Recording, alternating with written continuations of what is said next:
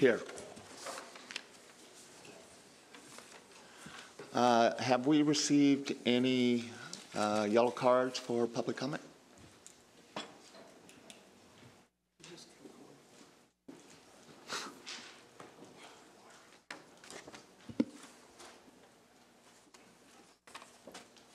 So anyone that's wishing to speak tonight during the public comment, please fill out a yellow card and give it to the Assistant City Clerk.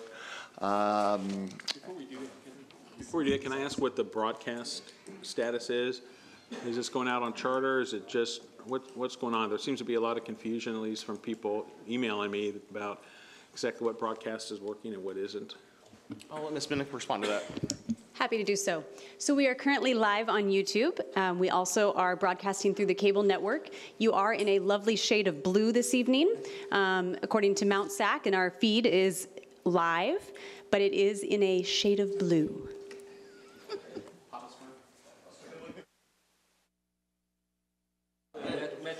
Okay. Yes. Yes.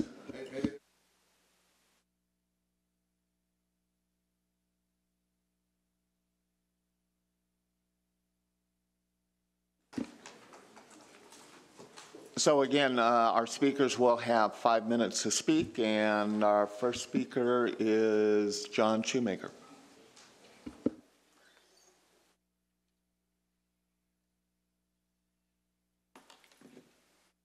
Thank you, Mr. Mayor, Council. You know, I've been working in accounting and finance for almost 40 years. Certified public accountant, certified management accountant, global chartered management accountant, so I have a bunch of initials.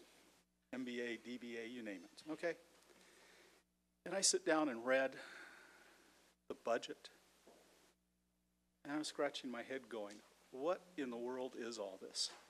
It's nice to see what 2014 was, what 2015 was, 2016 and 17 is the approved budget, and what we want in 2017 and 18. And I was completely confused. Maybe I missed something. But I would expect that you would have a comparison of what the original budget was and what pretty much the outcome is going to be. Now I know people are going to say, well, it's only June. How are you going to know that? Well, I told you all the initials at the end of my name. I have worked for companies that were $750 million. I could tell you what the year-end numbers were going to, you know, if we were in calendar year, could give you a pretty good idea what the year-end numbers were going to be in about September. Worked for a little company I don't think anybody's really heard of called Warner Brothers on the international side, billions of dollars. And about 2 or 3 months before the end of the year, we could give you a pretty good idea what the year-end was going to be, so we could compare it to budget. And actually, we compared budget to actual every month. So we had an idea. So I'm looking at it and saying, okay, we'll give you the benefit of the doubt. But it was awfully hard to do that, to look at a chart that was created that said 2015-16 or 2014-15, we spent more than we budgeted for and more than what came in. Same thing happened the following year. 2 years in a row that has occurred. And you're going to tell me I'm supposed to believe you the third year. You know, what's the old joke about insanity, doing the same thing over and over again and expecting a different result? Well, we're about 3 or 4 times into this, and it keeps going out. And we keep hearing about, well, we'll have a balanced budget. Well, you got to look at the spending beforehand. And to magically appear $6 million and magically it's disappeared, I bet. I wonder if somebody's willing to stake their job on it, that if they're out of budget, if they overspend the budget again this year and it isn't because of some catastrophe, either with revenue or expenses, they'll immediately resign and forgo their 9-month payout. Because there's absolutely no excuse to be that far off. Like I said, I've worked at multi-billion-dollar corporations, and we weren't $6 million off with $3 billion worth of revenues. So how can you be that far off in the city? It's real easy. If they want, I'll be more than happy to come in and say, here's some ideas. I will give the audit committee, especially Jim Grivich, I went to the last one, and I thought he was doing a pretty good job asking questions and pointing things out. You know, I said, okay, he's heading the right direction. You know, but the answer seems to be, over and over again, let's cut anything that impacts the public or affects the public. Let's not cut anywhere else.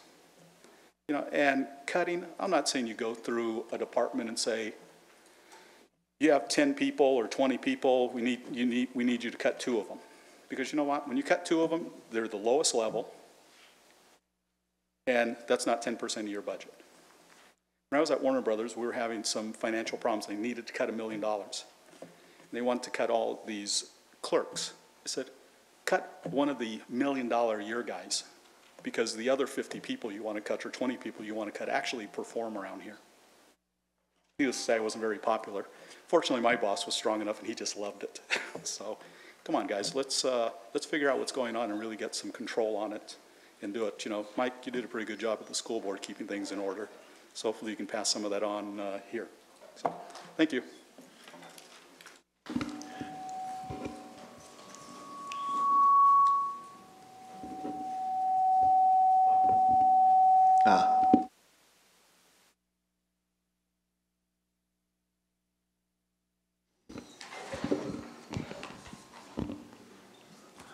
Is there anyone else wishing to speak?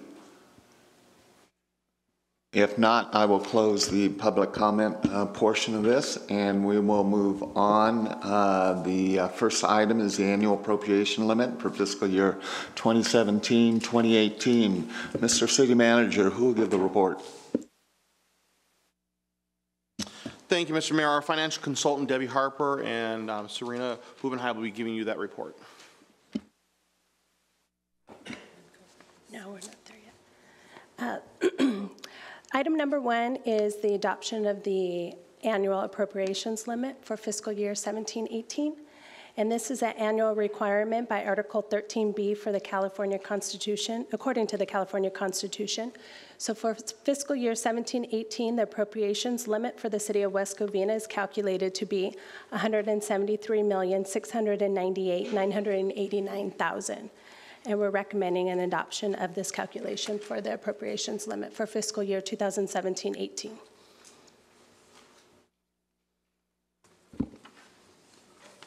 Thank you. Are any questions or comments from the council? Yes. Yeah, when, last year, how, did we use the growth factor? Did we use the same growth factor, the California growth factor, rather than West Covina's? Yes. So for the growth factors, according to the inflation, we actually use the non-residential assessed value for the new construction instead of the California inflation. Last year? This year. No, I was talking about last year. Oh, I don't know what we used last year. Let me see if I can get it. It's in prior year's budget. I have it with me.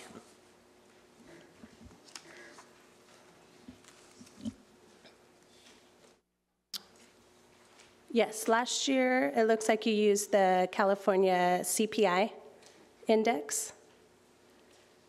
And then you use the county population, where this year we're using, you have an option to use both, and actually it's recommended to use the higher of the two, so you need to calculate both. So it was different for this year. Yeah, so which one was different this year? So last year we used the California CPI, and this year we used the non-residential assessed value calculation due to the new construction. Okay. And that's the California, or is that ours?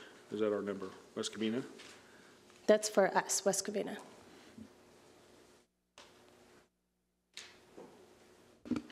Are there any other questions or comments?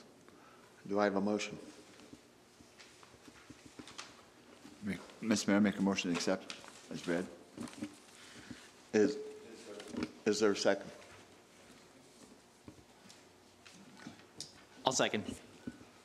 It's been moved by Councilmember Johnson and seconded by Councilman Toma for the adoption of resolution number 2017-67. Madam Assistant City Clerk, may I have a roll call, please? Johnson? Aye. Spence? Aye. Toma? Aye. Wu? Aye. Warshaw? Aye. Motion passes 5-0. We'll now move on to item 2, adoption of the City of West Covina fiscal year 2017-2018 annual operating and capital improvement program budget. Mr. City Manager, who will give the report on that. Thank you, Mr. Mayor. Before we have our PowerPoint presentation, just to give the audience and the council kind of an idea of what we're going to be planning this evening.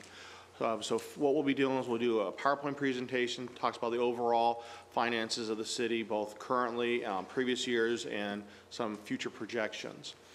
In addition, we'll be prepared to go through each of the different departments. We'll give a summary of the expenditures for those different departments, both by personnel costs and materials and services.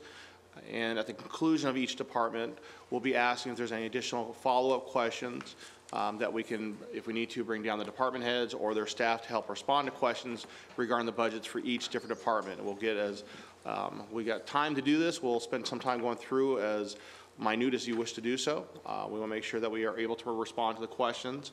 The intent tonight is if the council feels that they have the information to adopt this year's coming fiscal year 17-18 operating and capital improvement project budget.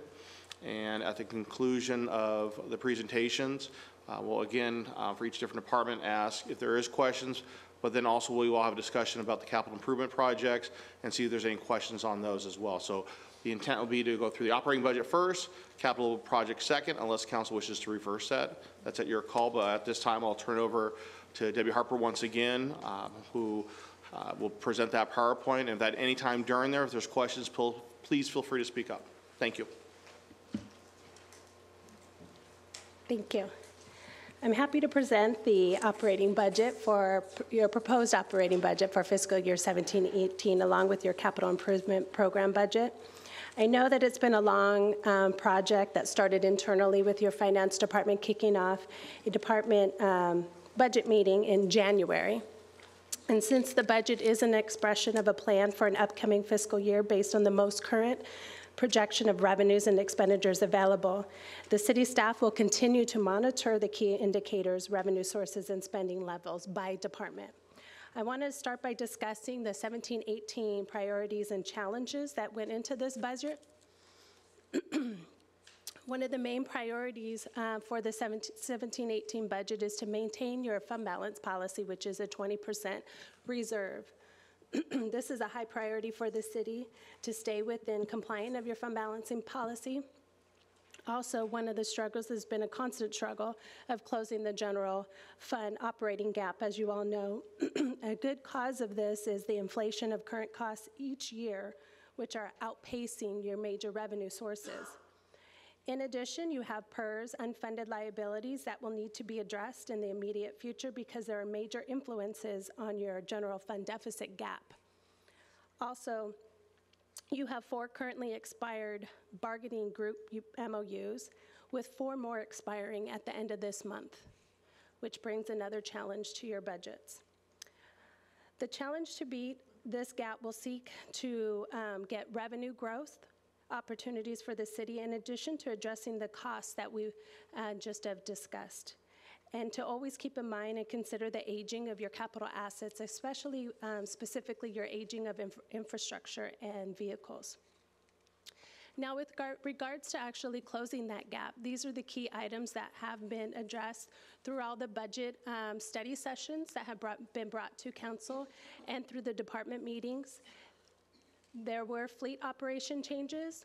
There was also some street sweeping that was moved out of the general fund over into the gas tax fund to alleviate some of that dependency on the general fund.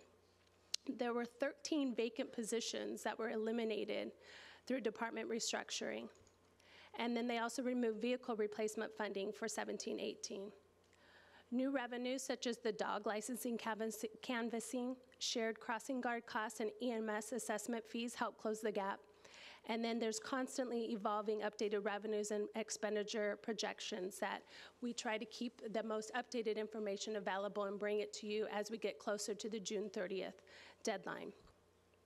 Department expenditure cuts such as traveling and training, supplies, special events, city council allowances and commission expenses were also cut in order to close the gap, as well as police managed savings, the tree trimming from a 7-year cycle moved to a 5-year cycle, and then we also incorporated the $300,000 contribution regarding Athens. Now, just to bring you back up to speed based on all these are the different budget study session dates and where we were during the closing the gap. And the last meeting was on May 17th, where you left with a $4.2 million deficit. So during that time, it was agreed during that time with the council on certain revenue enhancement options, which totaled $740,000. In addition to that, there were expenditure cuts that were proposed and approved, so those were accounted for. And then finally, I know that there were many meetings from the different departments with city manager that we constantly went in and looked in detail as to what we can do on different expenditure cuts. And then through finance, we were constantly providing updated revenue projections based on data that we were receiving. And then also the police managed savings helped close the gap, which we have a marginal surplus of $55,000. Now, when we look at the citywide in total, we have a comparison for you for this. This is the citywide revenues of $121 million and expenditures of $116 million. This is a very close margin, and we're going to break it down going through the revenues, and then we'll go through the expenditures citywide. So first, for your total revenues, by fund type, your total revenue citywide is $121 million, and this is broken down by the different fund types. You can see the general fund holds 52% of that $121 million at $62.7 million. And when you look at your expenditures citywide by fund type, the citywide expenditures are $116 million, with also the general fund holding 54% of that, which is $63 million. If we look at a different expenditures citywide, we can break it down by department, because I know that was also a question to see the different departments citywide. And this is the total expenditures citywide for all fund sources, all the services and projects to the city, from the police, fire, public works, and city manager's office. You can see all the different departments and how those are broken up. Next, you can also break down the expenditures, which another question was brought up about how they are broken up by category. Now you can see the salaries and benefits make up 50% of the total city expenditures, with maintenance and operations at 26%, the debt service costs at 14%, and capital projects and equipment at 10%. Now we're going to focus specifically on the general fund, and we're going to look at the expenditures and the revenues specific just to the general fund. Those amounts that I just shared are citywide. So now when we drill down and just look at the general fund comparison, as you look at the general fund, you can see the history of the expenditures actually outpacing the revenues. And you can see why this gap will constantly be part of your struggle each year as you get into your budget season. Right now for fiscal year 17-18 in the general fund, the revenues are at $62.8 million and the expenditures at $62.9 million. So looking at those general fund revenues, I broke it down by major revenue sources. Right now we have a projected general fund revenues increase of approximately $3.1 million, which is about 5.3% of prior year's budget. This increase is due to new revenue sources and the fund balance transfer from the Capital Projects Fund, which just is good to note that that's a one-time revenue source for the city to bring it into the general fund. And as you can see, the property tax and sales tax are the two major revenue sources of approximately 65% of the general fund revenues. So focusing on those two major revenue sources, we'll look at the property taxes. Now, property tax revenues actually represent 38% of the general fund revenues for the proposed budget in 17-18. The property tax revenues are projected to increase 6.2% from the previous fiscal year, which is about $1.3 million. And when you look at the other major revenue source, which is the sales tax revenue, this represents 27% of the general fund. And this is a 1.5% increase, which is basically a flat amount of a minimal $200,000 increase just for your sales tax. So those are your two major revenue sources specifically for the general fund. Now, when you look at the general fund expenditures, I broke it out by the different functions or department levels, and you can see in your general fund revenues, the major expenditure costs are going to be your fire and your police, your public safety, which make up about 75% of your general fund budget.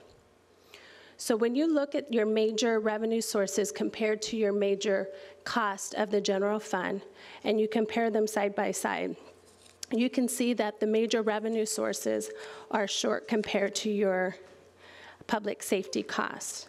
So the public safety costs are outpacing the major revenue sources each year, with the expenditures actually increasing at a higher rate or a higher pace than your property and sales tax revenues. So that needs to be considered when we're looking at the future budgets and how we're going to close the gaps in the future years. For the general fund in total, based on those projected revenues and expenditures, we're predicting the general fund balance to end at the fiscal year 17-18 to be about the same as this fiscal year, to $17.5 million.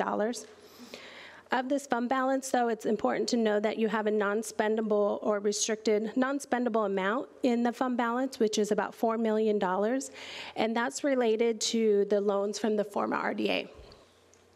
So when you pull that out, the unassigned fund balance is $13.4 million, which represents 21.67 of your reserve. And this meets your fund balance policy restriction of 20%. So that's the general overview of the general fund. Now I'm going to break it down specifically for your expenditures, and we're going to look at it by department. And then I'll stop at each department, and we'll go over and see if you have any questions regarding those expenditures. The first department we're going to start with is the city manager's office at 15.2%, but it's important to remember, as you probably already are aware, this includes the successor agency expenditures and the housing successor expenditures within that. But of the $15 million, 10% of that is actually related to the general fund. So if we drill down to that 10%, the city manager's office that is dependent on the general fund revenues is $1.4 million. Now, this slide shows you the 2016-17 amended budget. It also shows you what our projected 16-17 year-end to date actuals are, as well as the 17-18 proposed budget. Now, when you look at your actuals, these are expenditures as of June 19th, 2017, and the amounts include fuel charges, though, only through April 2017, those still need to be updated, and the vehicle maintenance charges through March of 2017. Can I stop you for a second and ask a question? Mm-hmm. Because on Tuesday night, we received the expenditures, the proposed operating capital improvement budget with the different things. And so this format that we're seeing tonight is a little different. And so how would I match which schedule of expenditures by division compared to, and do they match up the? In front of you, you should have a general fund expenditures summary. Yeah, right. And what page is that? What page then is the city manager's office on? It's on the very front page. Or because you should have these were handed out because you today, have the expenditures by fund and category, and I see that, and the schedule of expenditure by division, general fund, right? And then it starts with city council, and then there's the city manager, and this is the 351. I see what you're saying. This is what I got. This is what I got Tuesday. That's right. in your packet, correct? Right. Yeah. No, Tuesday night. Handed out on the so we're not using that. No, it's a combination of different things in here. So yeah, because this is very general. This is more the detail. So here's Department 11. Yeah, but it doesn't say what that all entails. See, and it does in here, or it does said more, right? Right, so each of these sections here are the actual line item Okay. details for that number. Okay, so this is what we should be using then? You can use We that, just got yes. those? Thank you. So that, yes. Thank you.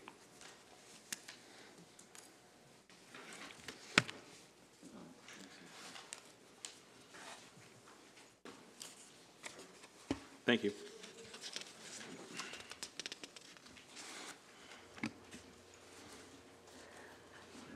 Okay, so, well, just for the audience too, for the schedule of expenditures of divisions, anything that starts with an 11, those were collapsed into the city manager's line item, which I'm showing here. Because this is by department, those are just extended detail. Mr. Mayor, just for the community's purposes, the city manager's budget includes that of the operations of the city manager's office, community and economic development, and as Ms. Harper already said, the successor agency and the housing agency as well.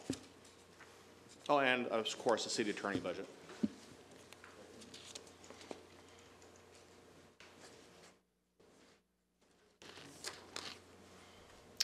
Okay, so for the city manager's office, like I said, let me get back to where I was. The city-wide expenditures, we went from the 10% drilled down to the 1.4 million, which is the city manager's office that's dependent on the general fund. Now, the personnel costs did increase, but those were due to the revisions of the personnel allocations into the general fund. So every year, as you're looking at your personnel costs, you need to properly allocate the actual time that you are putting in every single fund. And because there's strict restrictions on using special revenue funds, you can't do it based on a budget allocation. You have to do it on actual costs. So those were reallocated, and that was the reason for the increase for the proposed budget of 17-18 for the general fund personnel. And then for materials and services, this actually decreased because you will see later when we get to the other departments that the city newsletter was moved out of the city manager's department and into the community services department, which is more appropriate. So that was the main reason for the decrease. Any questions on the city manager's office before I move to city clerk? Well, I guess I do on the membership part. Are we still members of the San Gabriel Valley Economic Partnership? I don't see that on here. Is that gone?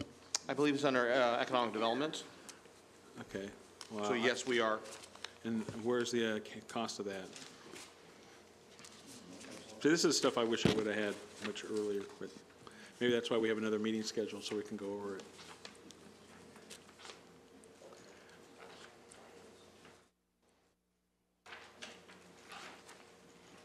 I don't see it. It's on page 4 of the individual detail under Page 11, four. 50, 60, 30 on the left, 110, 5250 San Gabriel Valley Economic Partnership Page 4? of the detail. Ah, there it is. Yeah.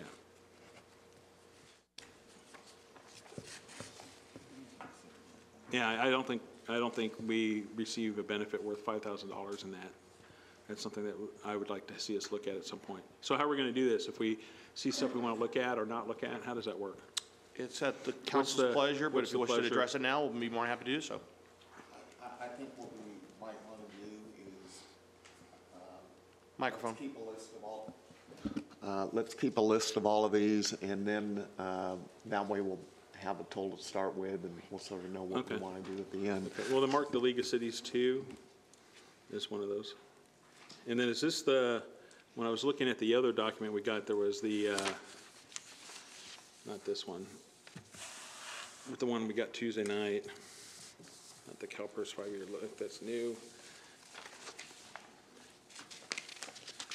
And it was the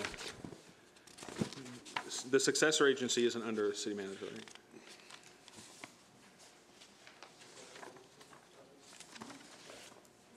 That's part of it. It is as well. It is? Yeah. So where is the obligation, the retirement obligation, redevelopment obligation, retirement? That's in the enterprise fund actually, right? Right. 853. So they're going to be listed on the ROPS every year, and if there's any reason they're denied, then it would come back to the city. So there wouldn't be an actual, I don't believe, a line item detail here. Is it, how's the ROPS items paid for? Well, the total enterprise fund, it has the redevelopment obligation retirement. But that's under when we get to the, that's a different, is that different? Is the enterprise fund under the city managers? The detail that you have is for the general fund specifically. It doesn't include the ROPS doesn't fund. show which one And the that ROPS fund is approved by the oversight board, and then when anything that's denied by Department of Finance, then we would automatically reduce the budget based on that. Right, and have we dealt with that issue with the retirement stuff? We have not. That's still being discussed with the Department of Finance. But if you wish to announce it, that's fine. Well, it's something that the city staff is looking into. Okay, well, I guess the issue is the State Department of Finance has denied the pension obligations that were assigned to the redevelopment agency and want the cities to pick that up.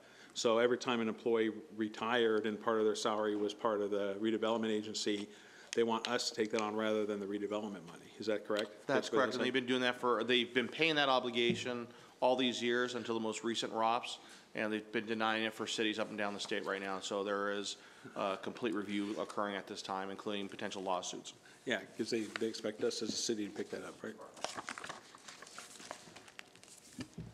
Okay, thank you. He's done. You said the city attorney is part of the city managers? The city attorney budget is, yes. Okay, so I was just curious. I've looked at all of it.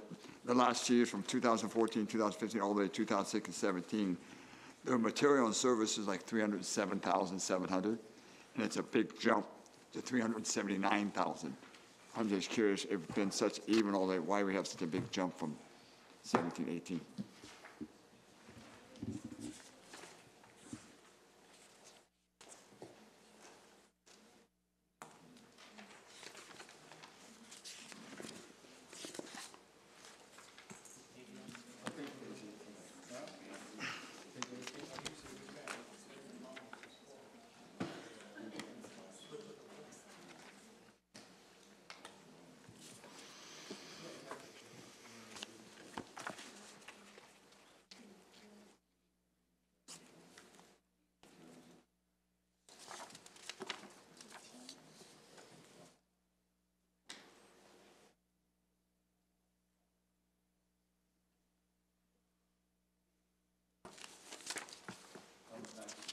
No, I have. I'm just going to look at the details so I give you a little bit better response there.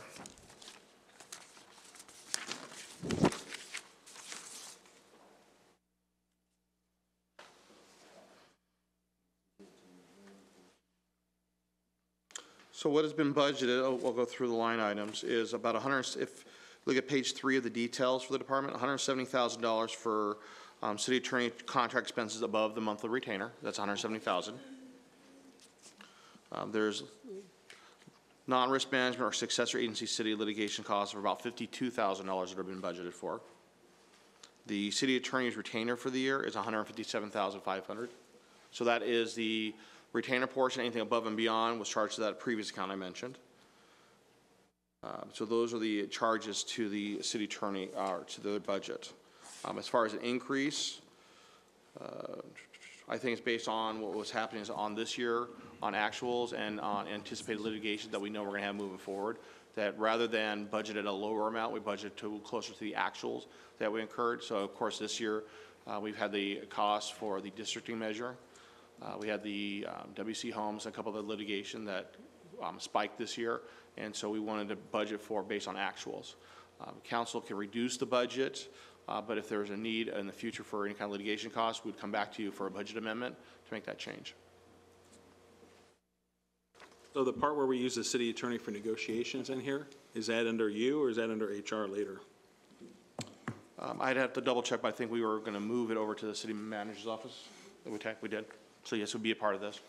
Okay, because That could be a part of the increase as well. Yeah, exactly. And so that, I mean, I think that's something that we should review as a city council, whether we should have our HR people doing negotiations or whether we should have the city attorney's office do it.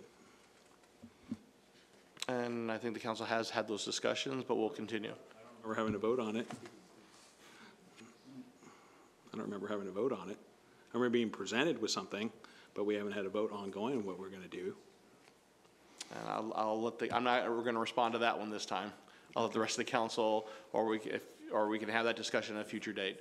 It doesn't impact the budget at this time, but it's something that you can adjust. Well, it in the does impact future. the budget if we're scheduling in negotiations for an actual attorney at an attorney rate rather than having HR people deal with it. That does affect the budget. Well, I think at this time, as you know, we don't have an HR director. I do know that. So we do need to have the city attorney continue negotiations until that time, and we can reevaluate at that time if the council wishes. Well, actually, we as a council should direct who actually decides who negotiates, and we didn't have that opportunity. Do you want to do that in closed session later, or you want to do that in public? How do you want to do that? Well, again, I would have to defer to the city attorney because they have been given direction by the council previously.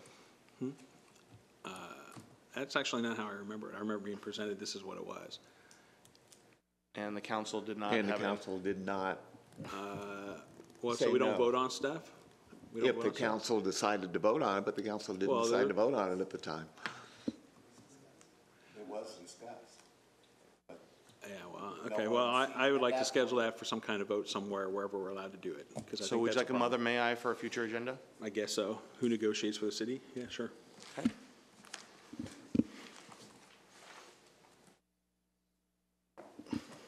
Anything else? Anybody else? Anything else for city manager's office? Nope, let's go. All right, thank you.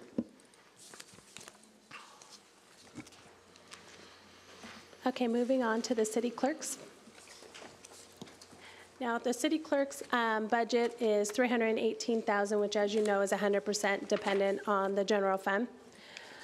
When you're looking at the city clerk's office, the amended budget for 16-17 was at $340,000, which was we're expecting to come in less, at $283,000 for year-to-date actuals, and we have a proposed budget of $295,000. The personnel costs actually decreased from prior year's amended budget because of we vacated we eliminated the vacant deputy city clerk position. So that was reflected in this proposed budget. And then looking at the materials and services decrease, the animal control division, if you remember, used to be reported in there, and that's being moved to the community services department. So that's reflected in the proposed budget decrease as well. Any questions for the city clerk's department? No, let's move on. Next, we have the finance department, which has a $7.6 million proposed budget. And this is 42% funded by the general fund. When you're looking specifically at the general fund, it's $3.2 million, and the personnel changes includes the position allocation that I talked about earlier, which increased it, but then there was an elimination also of the account clerk and the closing down of the reprographics division. So that has been reflected in the proposed budget for personnel, which is at $1.9 million. And then under materials and services, the electronics division, which was reported in the public works, was combined into the IT division, which is reflected here in the proposed budget as well, for $1.2 million of the finance department. Any questions regarding these? Yeah, I do on the banking fees. How do we get, I mean, it's nice that we got nice round numbers for the budgeting, but this is one where I'd kind of like to, I mean, what was it we had in city credit card processing fees, HDL, credit card, bank fees? I mean, are those bank fees related to our credit cards? Yes, they are. So we pay, what are the bank fees then that we pay with our credit cards, the 25,000? Because those aren't credit card processing fees, because those, you have our parking meter credit card fees. I don't know how much do we make off our, The parking meter credit card fees is about $4,000. right, and what do we make off our parking? Let's see. I mean, what's the revenue on that, I guess? But, Hold on then one I second. guess I don't know what those 25,000, those other park fees are. The other ones, it says what they are.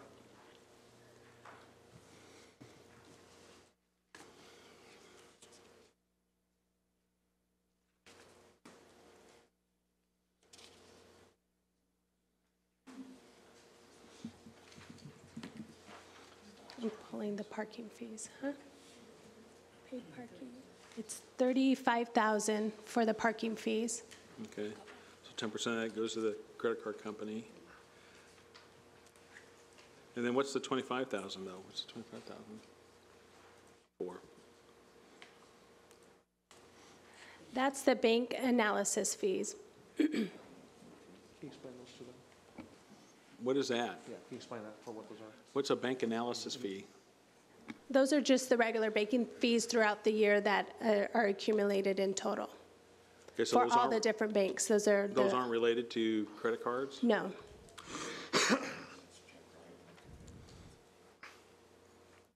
The only part that's for specifically for the city credit card processing is the 30,000. Okay, And then we have the HDL yeah, at 15. okay. Has anyone ever reviewed those fees? I mean, it seems like we have a lot of money going through banks. I mean, I don't know what those are for exactly. No. Have we looked at consolidating or changing banks, looked at what their fees are, and had them do a fee analysis for us? See if they want our business? Yeah, it just seems like we're flowing a lot of money through someone for a lot of fees. We can look at a RFP for, I don't know the last time the city went on a RFP for banks. And that could definitely be considered to help keep the competition on the banking fees. Right. Because a bank analysis fee or whatever, that sounds like something government would make up to do something. But That would be another Mother May I.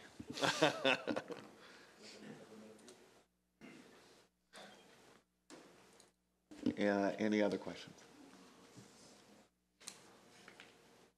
Let's move on.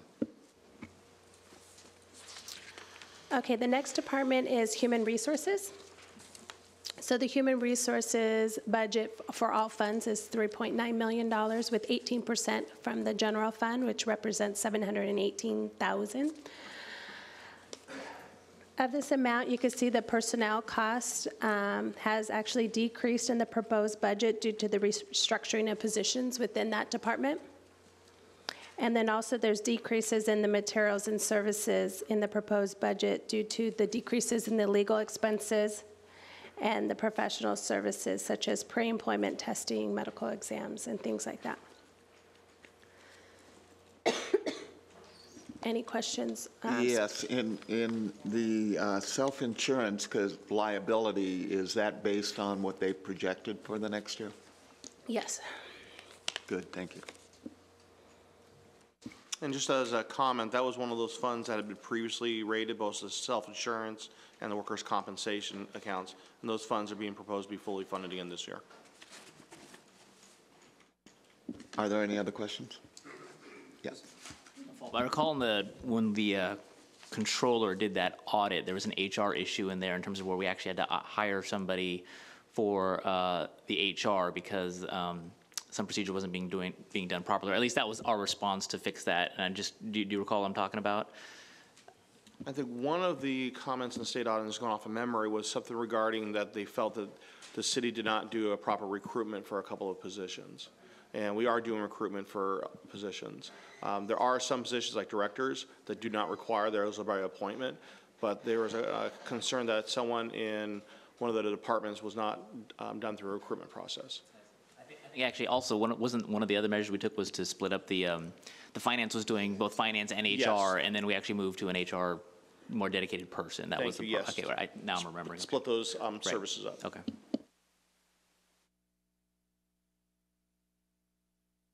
Any other questions? Let's move on. Okay, the next department will be the planning department of $675,000, which 95% of that is attributable or dependent upon the general fund. Now, this is made up of $638,000 of the general fund. And as you can see, the personnel costs decreased, and this was due to the elimination of the vacant planning assistant position. So we removed that from the proposed budget. And then on the materials and services, there was a decrease because of, in 16-17, this included $105,000 in funding for the transportation impact study and the historic resource study, which is not included in the proposed budget this year. Any questions of staff? Yes. Okay, I understand we need to cut the budgets, okay, and to try to make the balance, but the planning department is very important. I just want to understand, when we cut this staff, will we basically reduce our service for the public when they are trying to apply the building for planning, all those issues. Great question. I can have Mr. Anderson be prepared to respond if I'm not able to. This is a vacant position that we've had throughout the year, and so it has not impacted the current. It will impact, of course, if there is a demand for additional services, but right now we've been keeping that position open. Yeah, the reason I'm asking, I know we need to cut the, to try to balance the budget, but since we foresee in the future we should have some of investors want to come in, and our planning department will be, I think, overwhelming. So I just want to prepare. I don't want to, we cut some penny, but we lose million. I want to make sure we can entertain all those potential money coming to the city, and the planning department is very important for us. Okay, because we have a lot of complaining about it delay, 5-6 months, never get a permit ready or planning ready. So I want to make sure we don't have this issue. Sure, and I think what we'll do is if we see a high demand coming in, some significant projects, what the city has done in it before and other communities will do as well, and we've had this discussion. I know it's kind of taboo to bring up the word consultant in here, but we could bring up consultants that are come on for a specific project to help with the entitlement process, and at the end of that entitlement process, they move on to something else. Yeah, it's my recollection, one of the reasons why we needed that before was because we were going through the general plan update, and they were spending a lot of time on that, which this year they won't be. And what we do is we make sure the developers pay for that. Good example is Lennar. They wanted specialized and on-demand building inspection services, and so we had an agreement with Lennar that went through the city to have something dedicated to them from a consulting firm.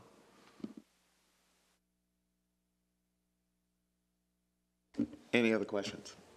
Let's move on. Okay, now we're going to move on to the police department. Now, the police department citywide budget is $32 million. 91% of that is dependent on the general fund, which comes to $29 million.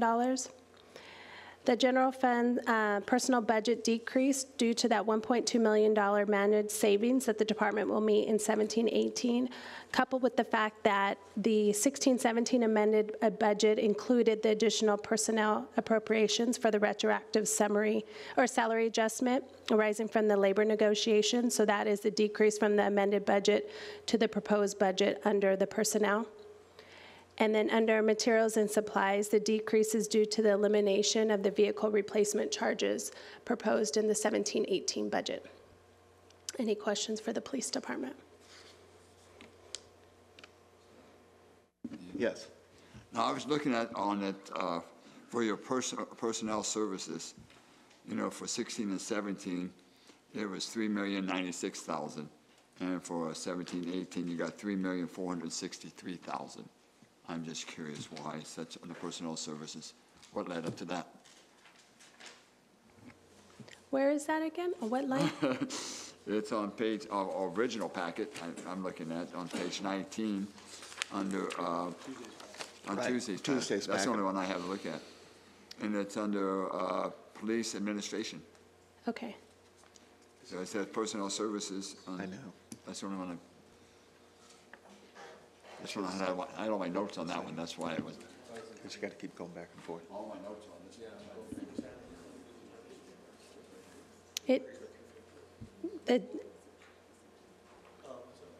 The increase of the school resource officers? The school resource officers were put into the police administration versus another part of the budget. Any other questions on police? Yes. So my understanding is that you're leaving it to the department its discretion in terms of those salary savings, where to allocate those salary savings.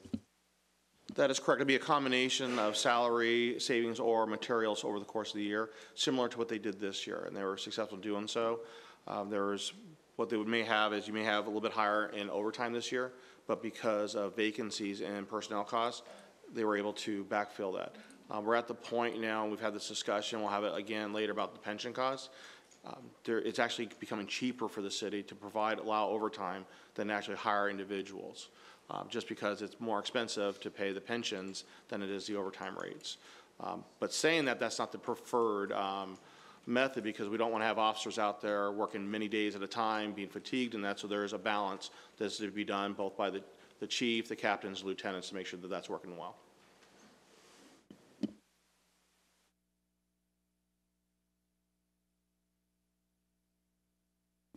There are no other questions, so we can move on.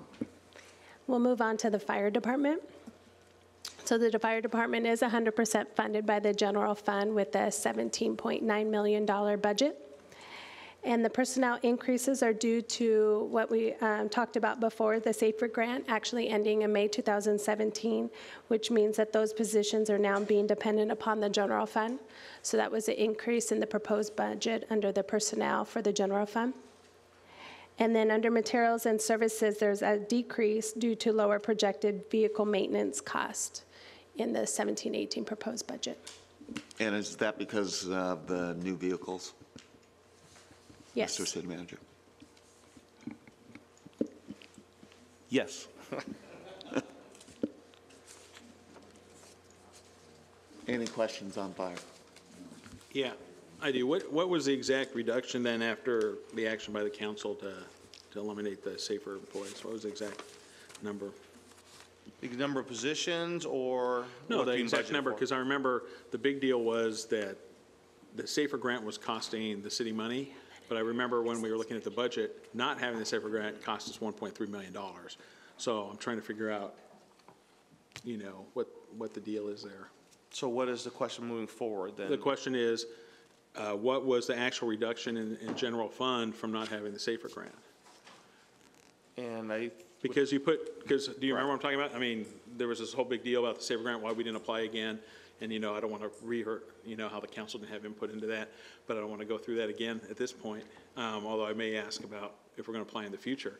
But, you know, the big deal was that the SAFER grant was costing us money, and understand that, but not having the SAFER grant was a $1.3 million hit to the general fund, if I remember from the last thing. So I'm trying to figure out, well, what was the hit with the SAFER grant?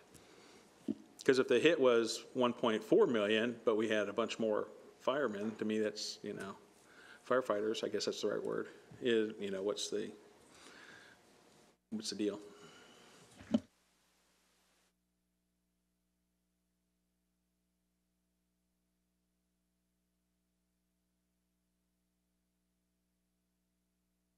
The difficulty we're going to have is that through the whole course of this year, the SAFER grant wasn't really been as utilized as much as possible because we had the vacancies throughout the course of the year, so we're paying mostly overtime this year. And that's not reimbursed by the grant.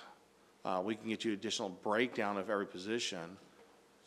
So when I hear that our problem was that we were letting these employees do overtime, our problem was we weren't hiring firefighters for those slots? No, we couldn't because they wouldn't come on for a 3-month term. That was the difficulty we're having. Nobody would come on?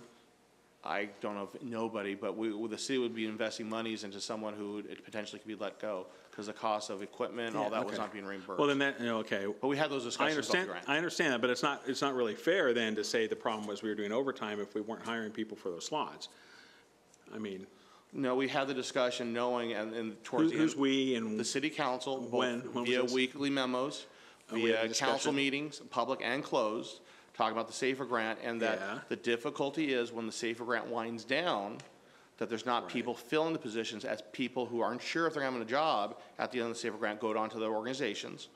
That was the difficulty we had, and we discussed this going into the end of the SAFER grant. Right, but we never, well, yeah, and the reason we had this problem with the end is because the city made a decision to go ahead and end the SAFER grant. No, the Yeah, grant correct. came to Not an to end. apply, but not to apply for another one. Correct, because I truly believe we weren't eligible for the grant. Right. But we didn't get to have the discussion nor apply to see. So is there another SAFER grant we can apply for in the future? Depends how the current situation turns out, because it's only good for hiring new employees, not for maintaining existing. Right, exactly. So it would be for hiring new employees. And potentially it could, but we haven't let go of any employees. Right, it'd be for hiring new employees. That's correct, so that would be expanding, going beyond the number of sworn that we currently have. Yes, I understand that. I understand that. Okay, so, okay. Well, I'd like to see that agendized, whether or not we apply for a SAFER grant or not in the future.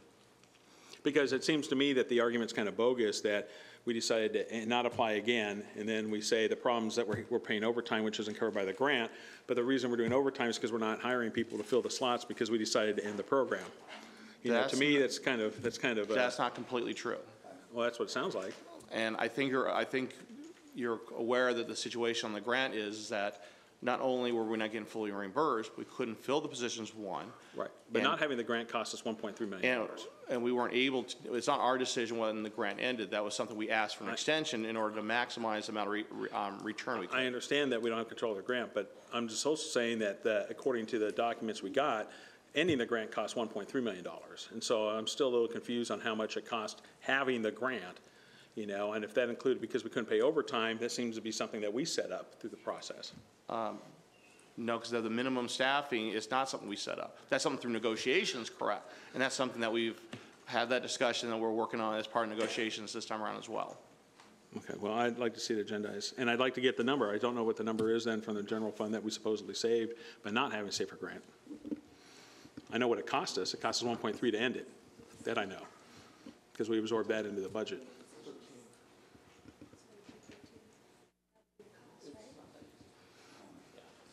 That, We'll spend some time and bring back a full report, and then well, that's got, it's Mother May I first, excuse me. that's got to be another man. Yes, we'll do a Mother May I To find out how we saved the money, is a mother may I?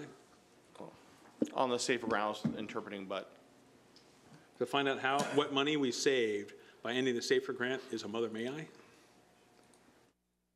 I just want to clarify that. I understand applying for another safer grant may be a mother may I, but to find out how much money we saved by ending the safer grant is going to be a mother may I? You won't know how much we saved until negotiations are done with, because you're not really saving at this point in time because of know. the negotiations. You know that, we've discussed that. because here's No, the, but we absorbed $1.3 million in the general fund. well, Correct. in essence, the safer grant hasn't ended.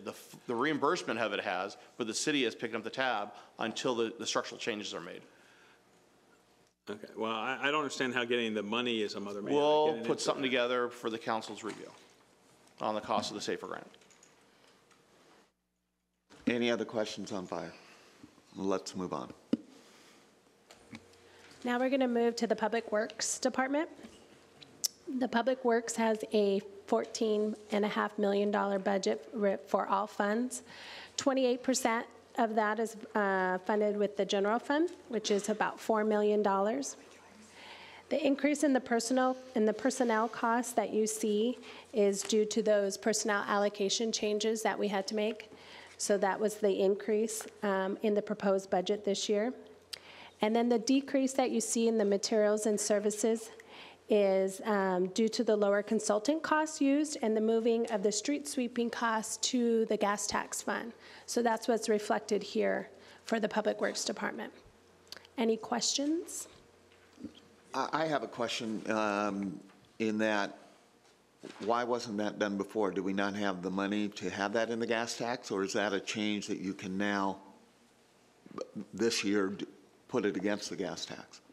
It was something that I inquired about as part of the budget process, and we went back to, I believe it's Metro, and we were able to seek approval for it. You have to petition and ask them for permission to use those funds for certain purposes, and this was an eligible one, as long as it's on city streets and not any public properties like our parking lots and that, and that's what it's not. So therefore, we're able to make that transition. So we have petitioned and we have been granted that? Correct. Good, thank you. I was going to ask when we decided to do that. When we decided that we didn't want to spend that gas tax money on roads and on street sweeping instead. That's what the budget's about. That's what we're presenting. That's what we're doing now? Yes, Okay, so you petitioned ahead of time to make sure that was one of our options? yeah, exactly right. Okay. Well, I'd like to come back to this item then, because I think the gas tax should be used for roads. And, you know, we have an issue about what level roads are at. And street sweeping, I don't think necessarily is part of that. I don't think it's part of that. It doesn't maintain our roads. It's an eligible expense if the council wishes to do it elsewise, that's up to them. That's fine, Corey. I'm just saying, Yeah. bring it back for a vote. That's all I'm asking. Okay. You know, I know probably what the outcome is. I just want to bring it back for a vote so we can talk about it. And then on Public Works, this was the department that was not able to maintain their savings that they promised last year. Is that correct? I think so. Towards the end of the year, they were able to close the gap. We were able to do so. Okay. There might have been a small delta. Last time we met, you said they weren't able to. They weren't able to. And one of the challenges we were having is that in the previous payroll system, we were charging, whenever they had a cash out or somebody retired and there's a lump sum payment, it was coming out of the general fund. We would have gone back since then and made sure that we're eligible to use the special funds for those cash outs based on the actual hours worked for those employees over the course of the year. Yeah, so how are we going to make sure then that all these departments, maybe this is a good time to ask it, meet the, what is it, the 5%? Is it 5% that we asked all departments to do? Last year they did, not this year. No, this year, how much are we asking to do? We're not asking departments to do that at all, other We're than not the police asking departments department. to do any, No, except- that was except one of- police? Except for police. Oh, good, okay. That was That's good one to of the things that, because of the challenges, we wanted to make sure to close that gap this year. Yeah, okay, that's good. We'll get back to that then at the end. But, okay, so there's no need to monitor them because we're not asking them to find savings. No, we still need to monitor them to make sure that they're in They're in compliance with the it. budget. Correct. And how are we going to do that? So each department gets a monthly report, and ladies, correct me if I'm wrong, each department gets a monthly report, and then we also get audited on the gas tax fund and Gas other tax, funds yeah. too. Yeah, but how are we going to report that back to the council? Because clearly, I think there was a, I mean, I wasn't here when the budget got approved last year, so, you know, so I guess I'm trying to figure out, like, you know, what accountability, I mean, are you going to come back to us and say, give us the actuals where we're at every 3 months? Or where are you going to give it? Well, we give to us? quarterly You give reports. quarterly reports every quarter, and Okay. you get the actuals to the budget already. Okay, and where we're at, as far as whether or not we're going to go over or not? Yes, you already Thank get you. that. Thank you, Mr. Mayor. Is the tree trimming belong to the public work, the tree trimming? It is in their division, yes. Yeah, and I remember we approved 5 years and negotiate with the tree trimming company, and I read that you're going to change it to 7 years again? That's the recommendation, is go back to the 7 years. One of the reasons is because we didn't have the increase in fees that would help to cover the cost. And we're allowed to do that administratively. So if you get approval tonight to do so, that's the intent, is to go back from So can we still do 5 years? it would cost monies to do so. I think about, So basically saying if we do 5 years, we don't have the money right now? that's correct. What's the difference?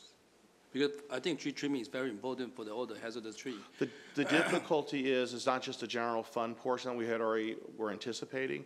It's also the fact that the voters turned down the citywide maintenance district. I understand they turn it down because I think most of people don't understand Right. what it's about, and they don't be educated about this is for tree trimming. Right. Because they're complaining about the tree overgrown, dead tree, and this and that. And they say if we're willing to trim the tree, and they're willing to pay. But the thing is this, that time we don't have enough education and promotion telling them this is for that. When I receive that bill, I have no idea this is for tree trimming, okay? I always say no, end up this is my bill. I say yes, okay, for sure, okay? So I think that how to clarify to the resident that they understand this is for their benefit because the tree, they're complaining overgrown in the public area, is kind of dangerous for them. And another thing, what's the difference between the 5 years and 7 years? How much saving, okay, if we have to cut to 7 years? Mr. Custodian, how much would more for the general fund, and then if the general fund was to pick up the additional cost? Yeah, the difference in cost, in the annual cost, between going from a 5-year to a 7-year, it's about a savings of $80,000 per year. So only $80,000 a year to fund. I remember, okay, and the tree trimming contractor give us a very good deal for the 5 years.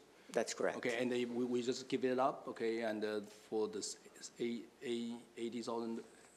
It's about $80,000 a year, but keep in mind, throughout the year, we do get 3 emergency requests.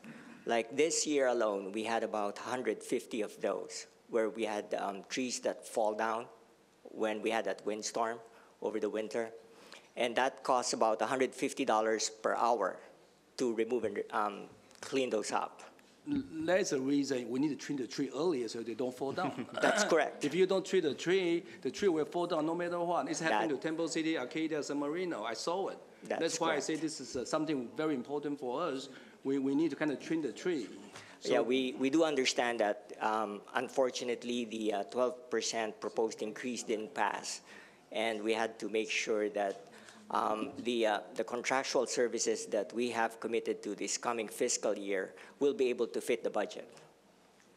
So in that way, when we do this budget, when we have a chance to rebuttal this, they say, If the council wishes to have that so we discussion can have now, a we can do vote, that. right? Okay, so we do that. Well, you've got it written down there. Yes, so we'll come back and talk about different action I will items. request 5 years, okay, for $80,000 more.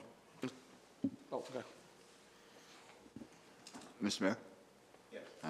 While he's there, can I ask him a couple questions? I'm looking under the, let me make sure I have it, because I'm still working off our old worksheet. Okay, off the, with the, hold on a second, I'm sorry. Okay, off the maintenance service. The personnel, it's gone up like another $56,000 from last year to this year. I'm just curious, the personnel service. Generally, I think what the finance consultant and city manager mentioned previously, it's in the changes in the personnel allocation cost, where we have to charge our personnel to the actual fund that they have worked on. And in some cases that it has to go to general fund.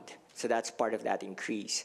Then the other also is the additional staff that we added for graffiti abatement, which we are now doing in-house. Okay, would that also be for the park maintenance? I noticed that they've all gone up quite a bit from last year to this year. Yeah, for park Personnel. maintenance, it's mostly the personnel allocation cost. Because when you're maintaining parks and city buildings and facilities, it is general fund that's picking that up. Okay, and then the city buildings, the same thing. That's correct. That's the only general fund that we can use for that. Okay, thank you. And just as a reminder, this current fiscal year was the first time moving to the system as for a full year. And so we did estimates. Now we have, or basically on actuals for the coming year, based on what has occurred this year. Okay. And the cost of the graffiti was moved from police to public works, right? A couple years ago. Yeah. So what is the total cost of our graffiti expenses? Because I don't see a line item in here for that. We did an analysis over the last 3 months that we have been performing graffiti abatement services in-house. It's coming out to about $44,000 that we have spent with personnel and materials. That's coming out to about, Did they spend $60,000 on material? I think it's coming out to about $14,700 a month, which we compared to our budget that we presented when we requested going in-house. I think we budgeted $17,500 a month, so we're actually under that. Yeah, but when we had a contractor that went and have ongoing PERS costs or stuff, it was around 150, right? It was about 150, but he was not able to keep up with the abatement too at that time. Well, And the at other the very portion- end, I mean, obviously when he was in the hospital and however that company operated, but when we went out to bid, we changed, how we did that so that we ended up with this 300,000, only one bidder. Right, but the And so- other difference that's beneficial here is for the additional couple $1,000s that is they're also doing the abatement on the city property where the contract wasn't due before, and they're doing park cleanup and other aspects of the job as part of that the graffiti contract did not include. Yeah, but we just hired 2 CalPERS employees, when most cities actually do use contractors for this. A lot of them have been moving back though too. And so, Yeah, we made also a comparison. We surveyed other cities prior we went with this recommendation.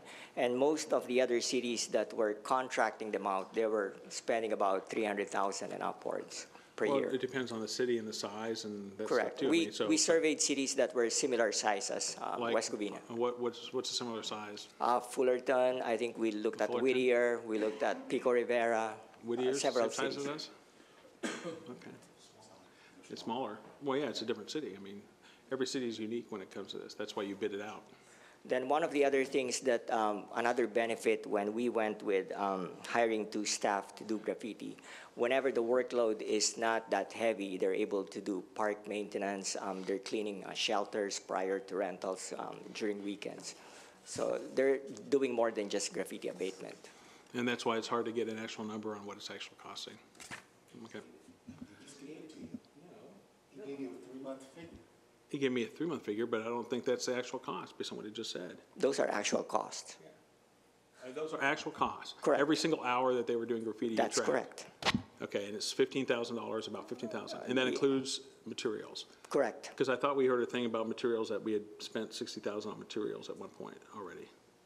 What was that? No, the $62,000, that includes all personnel costs, material services, and that even included the I'm talking about the like last month when one-time. we talked about that. We talked about the materials. That also included the one-time cost of purchasing the equipment and the sprayers. I the think that's what the compressors. one-time cost was you're referring to, yes. Yep. Because I remember that number. I remember that number coming up. No, That's you not were you included had in that. inquired in that before, that's why, so Yeah, yes. and that's not including that number. So, Yes.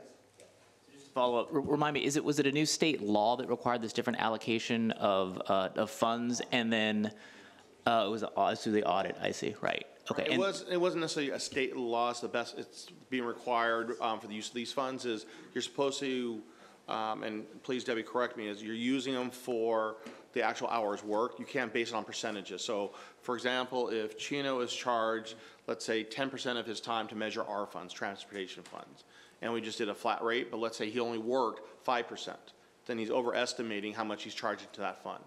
And so now we do it actual based on timesheet to control and to make sure that we're accommodating when we get audited by those different funds.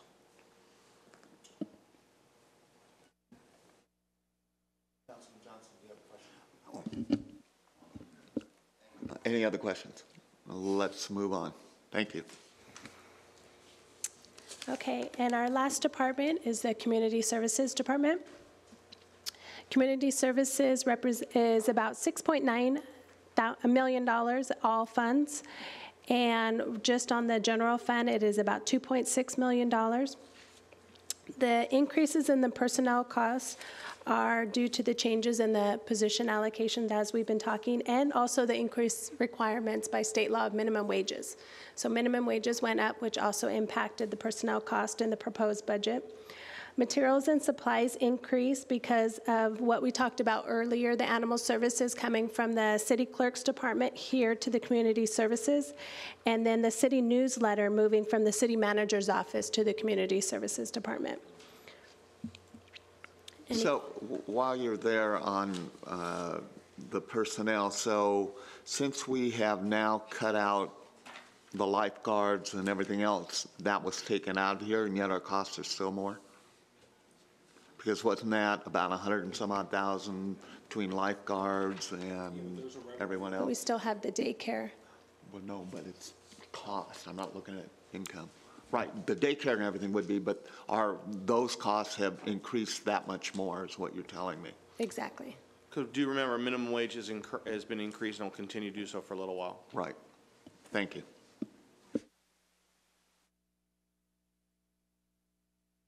Somebody else had a question? If there are no other questions, let's continue.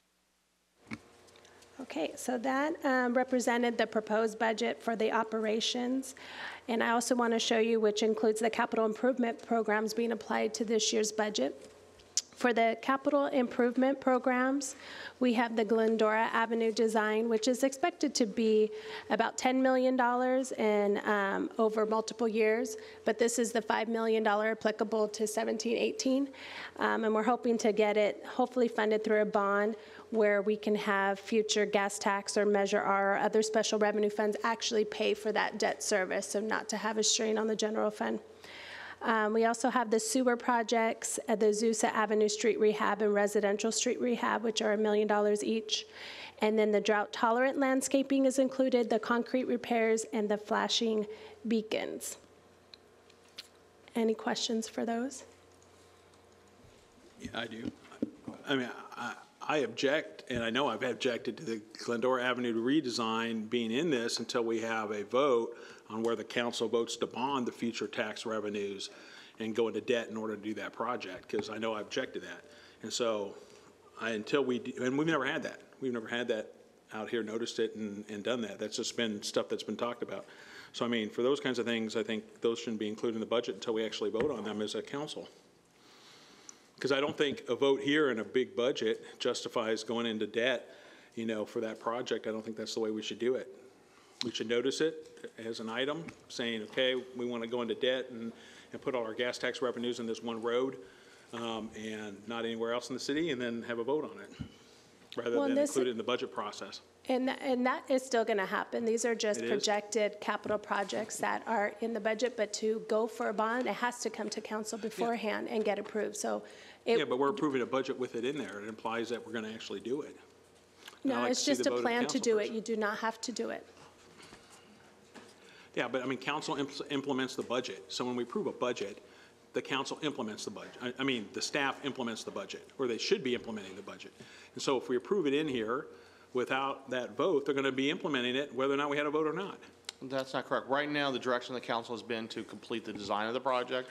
So we've been working with the consultant who is doing that design. Upon completion of the design, we'll bring back the design for the council to review and then for authority to go out and complete the RFP for construction if they wish to move forward. Yeah, And because that- Go ahead, yes. if we have $5 million to do the Glendora Avenue redesign in general fund money, we have money to do all kinds of other stuff in capital improvements too. But we're not spending any general fund money on, we're not proposing to use any general fund monies on the Glendora Avenue. We are going to be utilizing new gas tax funds or Measure R funds. Yeah, and that, okay, and I object to that being in the budget, so. Okay.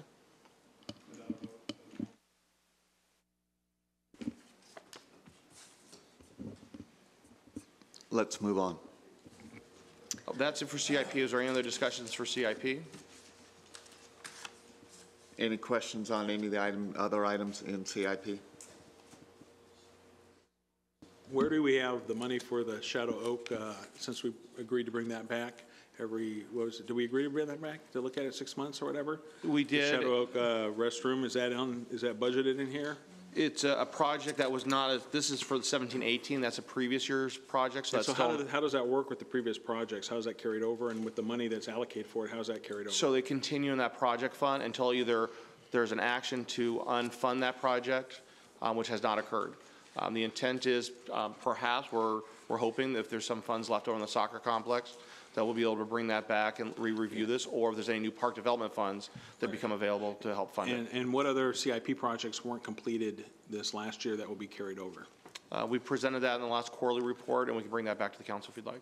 Yeah, I don't know what's left that's not done. Just that one, or is there others? Oh, there's multiple projects we do over the course of the year, and they just get carried over. Example will be on your July 18th, I think, is to move forward on some additional street repaving projects that were approved in 16-17.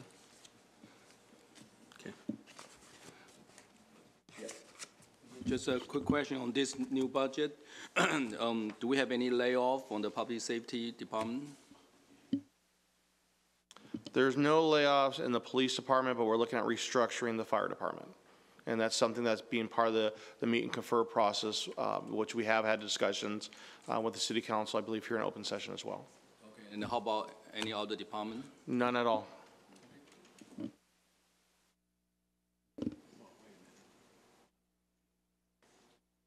Did you have a question? Well, I mean, when you say there are no layoffs, so were reductions or there were moving arounds of people? Correct. People are not being laid off, but we're eliminating vacant positions. Or moving people around, correct.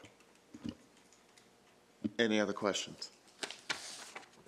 Okay, so let's go over those items, I guess. Well, can I ask a big thing? Sure. What would be, since we didn't do the 5% reduction per office, what would be the dollar amount if we did 2% or 3% reduction across the board in general fund expenditures that we'd ask each department to do? Because last time we asked 3.5, right? Was it last year it was 3.5? I think it was 3. 3% reduction in the department. Last time, right? And that was what, 1.5 mil? Correct. And this year, we actually went line by line, though, and actually cut things out. Right. Specifically, so it's Yeah, but it- probably more than that. In some cases, depending on, because we eliminated a lot more, instead of just doing a flat percentage. Right, right. But we could still ask those offices to do, another 1 or 2%? Yeah, sure, in order to fund public safety or to look at, stuff. And again, that's council direction. I think it'd be very difficult because now the vacancies that they did have this year to help manage that budget are gone. So as Well, I part didn't say it of, would be easy. well, for example, city manager's office or city clerk's office, there's no vacancies there in those positions. If they happen to have one, we can, on our end, manage those and say, we'll go through recruitment. I'd hate to say we're freezing positions. I think it'd be very difficult for some of the departments to be able to make additional 1% or 2% if they don't have any of those vacancies.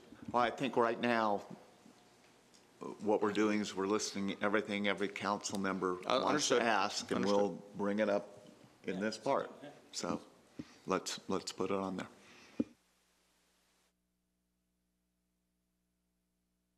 Are there any other items that you want added to this list? This is your chance. What kind of list? the budget. Well, what's the funding sources for the capital Right. improvement stuff up there, other than the Glendora Avenue redesign? The sewer projects, is that covered by the sewer fee that was approved by the board? And like, where's those funding sources coming? Is that drought tolerant, all this stuff from the maintenance districts that was approved? Or, what are the funding sources for those capital improvements? Certainly, if you want to go into, in the back of the Tuesday packet, starting on page 53 is a summary by fund of the different projects, or excuse me. Yes, 53. 52 has a title of all the funds. So general fund is only paying for 2 capital projects, which is Fund 160. If you look on page 53, And that's the firefighter equipment, right? that's firefighter equipment in the catch basin trash capture devices for the MPDES. We need to continue showing that we're doing improvements in order to avoid any fines from the permit. Okay, and the rest are all from dedicated funding? Special funds, that's correct. And I will say that some of these projects will change on the CDBG end. We were budgeting that we weren't sure what was going to happen on the federal end. We do have the CDBG action plan coming back to you, and that'll have a better description of additional CDBG projects over the course of the year. Fund 367. The vehicle replacement. So that's non-fire, or non-police. I'm sorry, that's non-police, that is correct. But vehicle replacement is not just public safety, it's all vehicles in the city. And we do have a fund balance there, and we're proposing to replace a 1-ton truck over in the public works yard.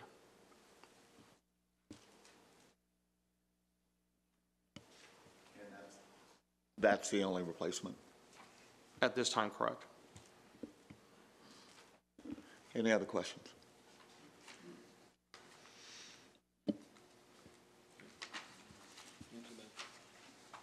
Two of you, okay? Then let's move on with each of the items that you have listed there. And What's the story on this? We gotta look at that? Is that just info, or is- Which one is that? Is that the PERS discussion? Yeah. Do you want to have that now, or do you want to answer the items on the operating budget first? Oh, it's at the council's pleasure. you asked for it. I think we do the items first. Let's Okay. do the items first. And think that's- if I forget any, please remind me. The first one I had under City Manager's office was the San Gabriel Valley Economic Partnership membership, which I believe is $52.50. Well, I would move that we remove that. I didn't see the benefit from it last year where we got the half rate.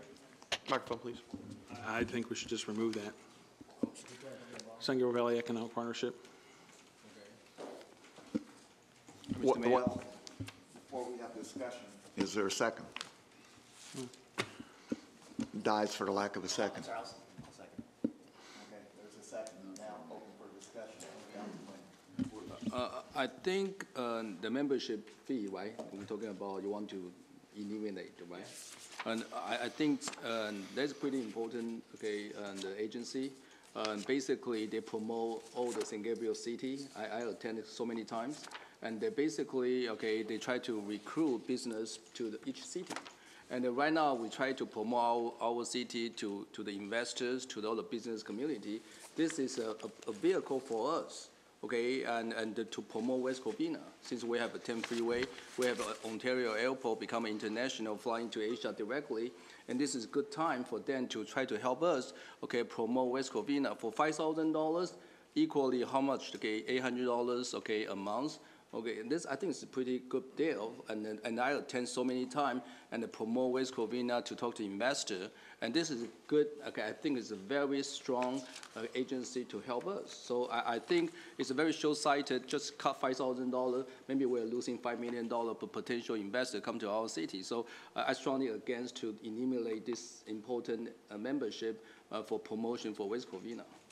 Well, in my experience, if I could just answer, is 80% of their members are government employees or agencies or nonprofits that are dependent on the government. I mean, there's no economic partnership in it except amongst themselves. There's very few businesses that are members of it.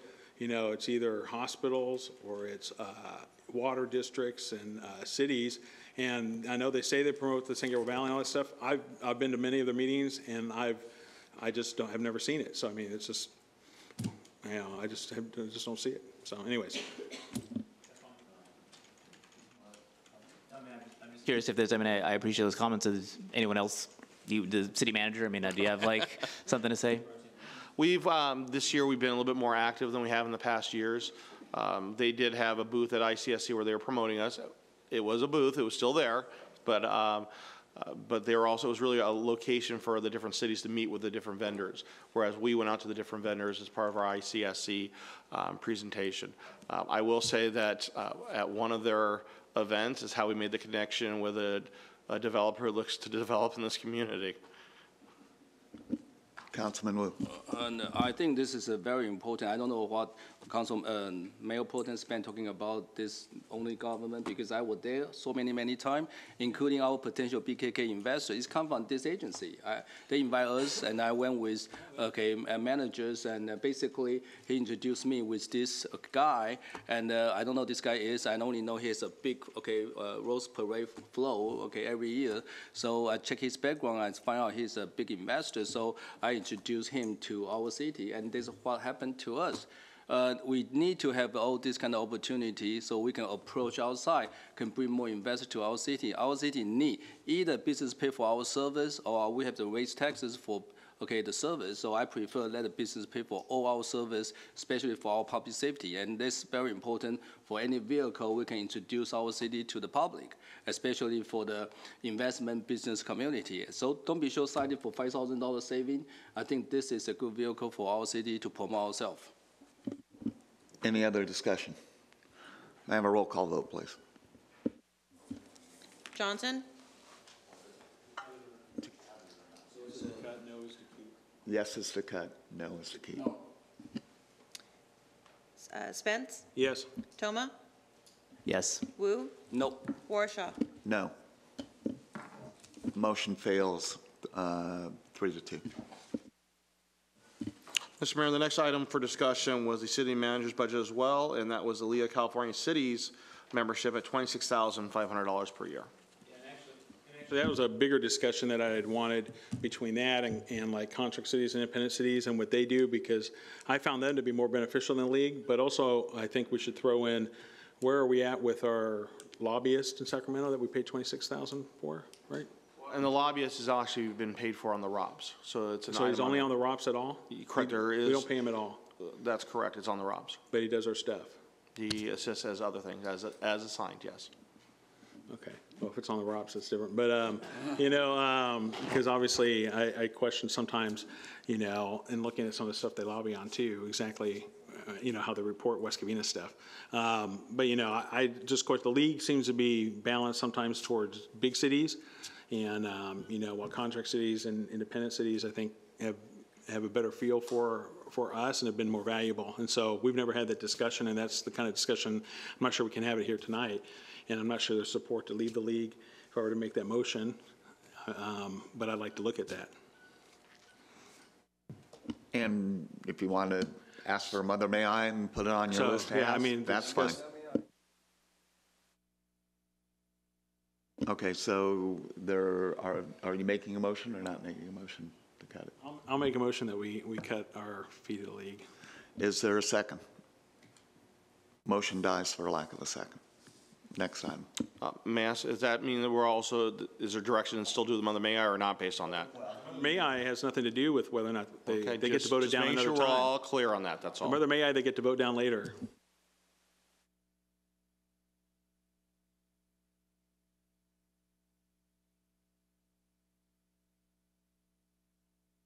The next item was discussion whether or not to use gas tax for the street sweeping fee out of Public Works.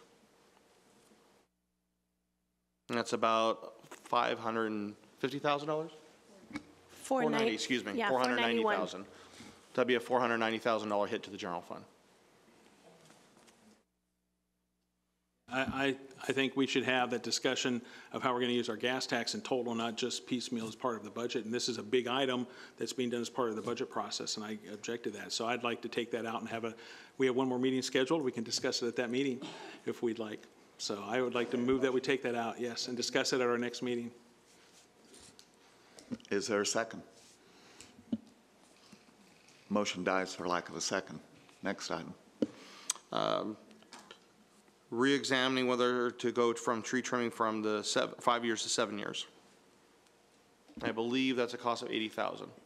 Okay. Councilman Wu. Yeah, thank you so much. Okay, I think this is very, very important for us, okay, since we negotiate such a good, okay, program for 5 years cycle, and the trees really overgrown all the places, and West Covina is a big city, and they have a lot of tree.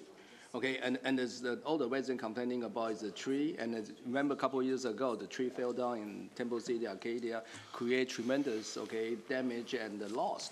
And so in this way, we should shorten, okay, about the 5 years, at least make sure the tree don't fall down like a fly, just like Chino say, okay, and every time we have a tree fall down, we have to spend more than $100,000 to have them to pick it up, cut it, this and that for the emergency. So if we can routinely trim the tree, we don't have this issue, we're saving more money. So for $80,000 a year, okay, shorten 2 years, I think this is a steal. I think this is a good bargain. We should stick with the 5 years, okay, and later on, we can talk about a resident, about the fee or something. But right now, we should squeeze the money, okay, for the safety of the city, okay, for 5 year cycle, for all the trees should be trimmed. So this I propose, okay, so it should be 5 years.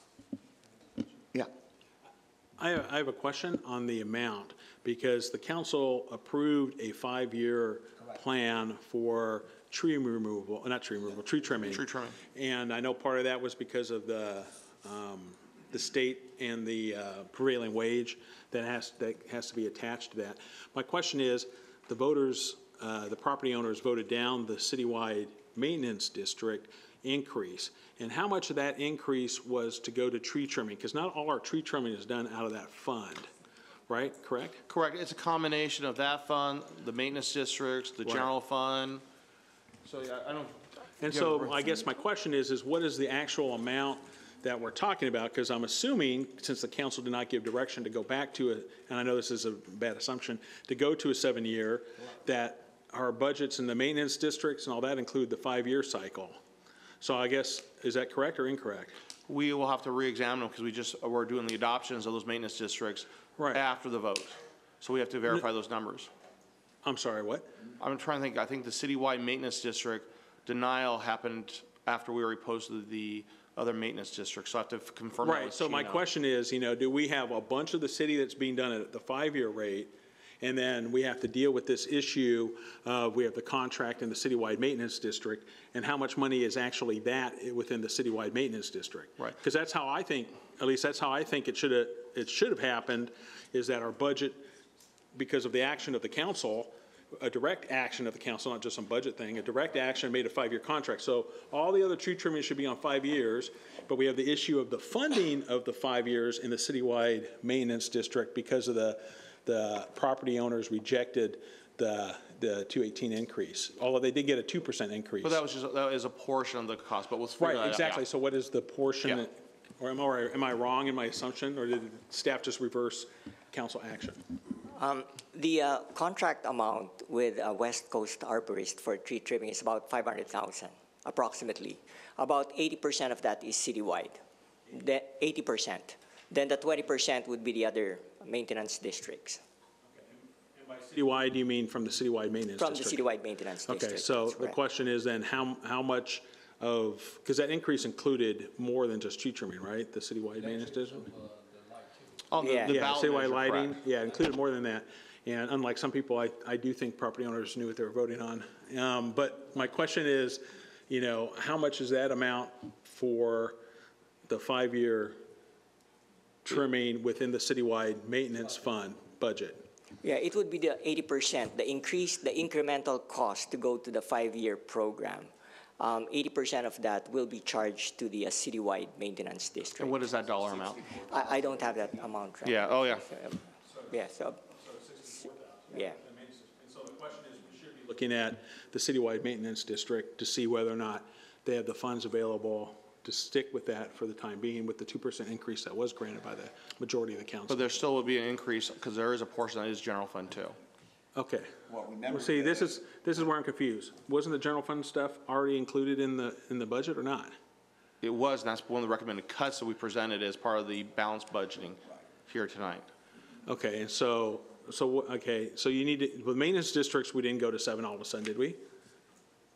I don't believe. No, they're not part of the 5-year or 7-year. Okay, they're not part of the 5-year? Okay, that's Yeah, different so than what there I just is heard. a set budget per maintenance district, and part of the CIP, we do include an amount of anywhere from $20 to $40 to $50,000 to do additional tree trimming per district. Okay, but that's not part of any 5-year plan? It's not part of the 5 or the Okay. 7-year plan. So explain to me what parts of the 5-year plan are there now? Because I'm confused, because I thought maintenance districts, Well, that's we what staff haven't said really was in gone it. to the 5-year plan. It's supposed to start July 1st. Okay, so we have not gone to, okay, so in this budget, there's a reversal, right, if we were to approve it, of the action that was specifically taken by the council to do a 5-year plan. Correct. Is that right? Okay, and so if we adopt this budget, we are somehow specifically reversing the council action. And that's why we're presenting it to you as part of the line items for discussion. Yeah, well, I do have problems when things have been specifically approved by the council, that they're overturned in some big way without. They haven't been overturned, they're being presented to I you know for they're your being presented review. that tonight, but I'm just telling you that, you know, that's what I mean about the budget is something that you guys go off, and so, you know, we could approve this budget tonight and believe still that that 5-year thing that was approved specifically is in place, similar to the 5-day work week that we were all trying to get to, you know.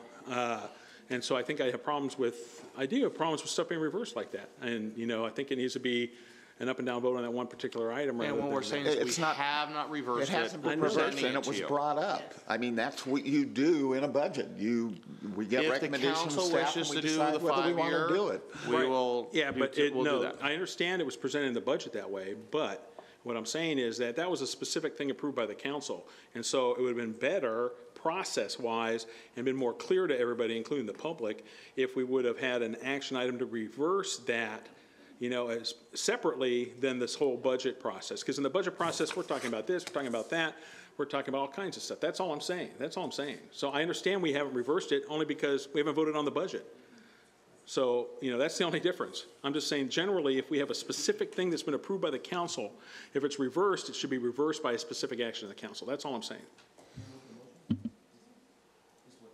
Just so on this thing in particular, this process, I believe when the council majority voted to go from 7 to 5, in that process was this Prop 218 thing to get the fees.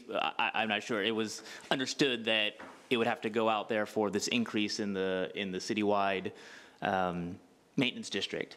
And so when the vote came back, then it becomes clear that, you know, that calls into question whether you can go from 5 to 7, because that was always understood, I think, as being part of that process, what was going to help pay for going from 7 to 5.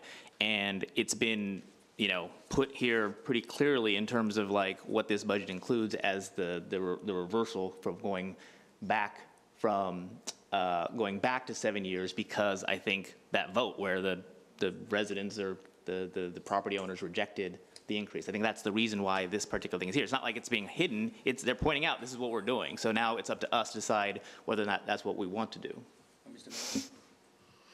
Councilman Wu. Well, I kind of disagree with Councilman Toma over here. It's okay. And I think that last time when we vote for 5-0, we're talking about 5 years, okay, from 7 years to 5, huh? I don't believe Mr. Toma voted for it. No, I said, okay, but I'm talking about we approve basically from 7 years to 5 years to try to, okay, deal with this fire hazard, potential, okay, hazardous tree issue. Okay, and at that time, I don't remember, we said have a clause subject to, okay, resident approval. I think at that time we can negotiate a way with a contractor and find a budget to have this 5 years to shorten so we can trim the tree, okay, a little bit shorter time so we reduce the potential issue. Okay, I don't remember we have to go to the voter to vote for some kind of increase, because what I know when I received the bill, okay, regarding the mail, regarding all those increase, more of this is a district lighting and some other, okay, service, okay. It didn't mention too much about, okay, tree trimming, okay. I think maybe tree trimming including hiding in all these numbers. So most of the people read that, okay, mail have no idea what they will vote for. But again, I think I agree with Mayor Pro Tem, okay, Spence, okay, we approve 5 years. Okay, now, okay, so that's okay. You have budget due to we have the cut. Okay, I think maybe we just have to make a motion to see if we can move back to the 5 years and see how the council doing. Okay, thank you. Yes. So I guess my question is, I mean, obviously, we'd all like to go to a shorter, well, I shouldn't say obviously, it would be better to go to a shorter cycle, but is it really, I just want to make sure about the numbers, because is it really, are we saying it's $80,000 difference, or is it less? Can you clarify the numbers? And if so, then do we have to figure out a way, like, how to make up that difference in the budget if we're going to go to that? Because it would be a good thing to do a shorter tree trimming cycle, but obviously we have to pay for it somehow. So let me get clarification for, make sure, so it's 80,000 general fund? No, how much? How much?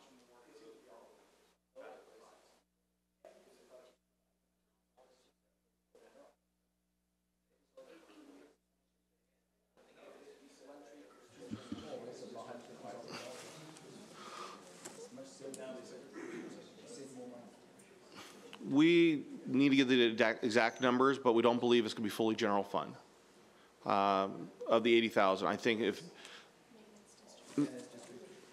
I don't have that report in front of us. That's the difficulty. I know, I just don't have that number. Let me see if we can. Yeah, that'd be great, actually. If we get a 5-minute break, we'll get that number for you. Let's do a 5-minute break.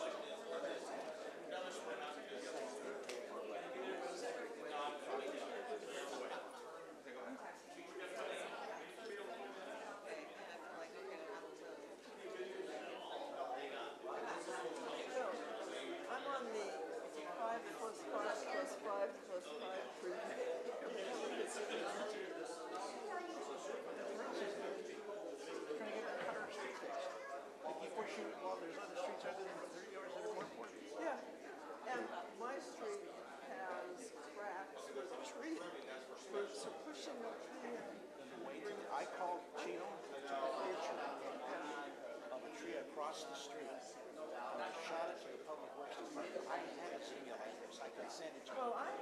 What you do is you take a picture of the hazard. Yeah. Well, a couple of years ago, I called because I can't put my trash cans out in this because the tree's big. How does it affect drainage on the street?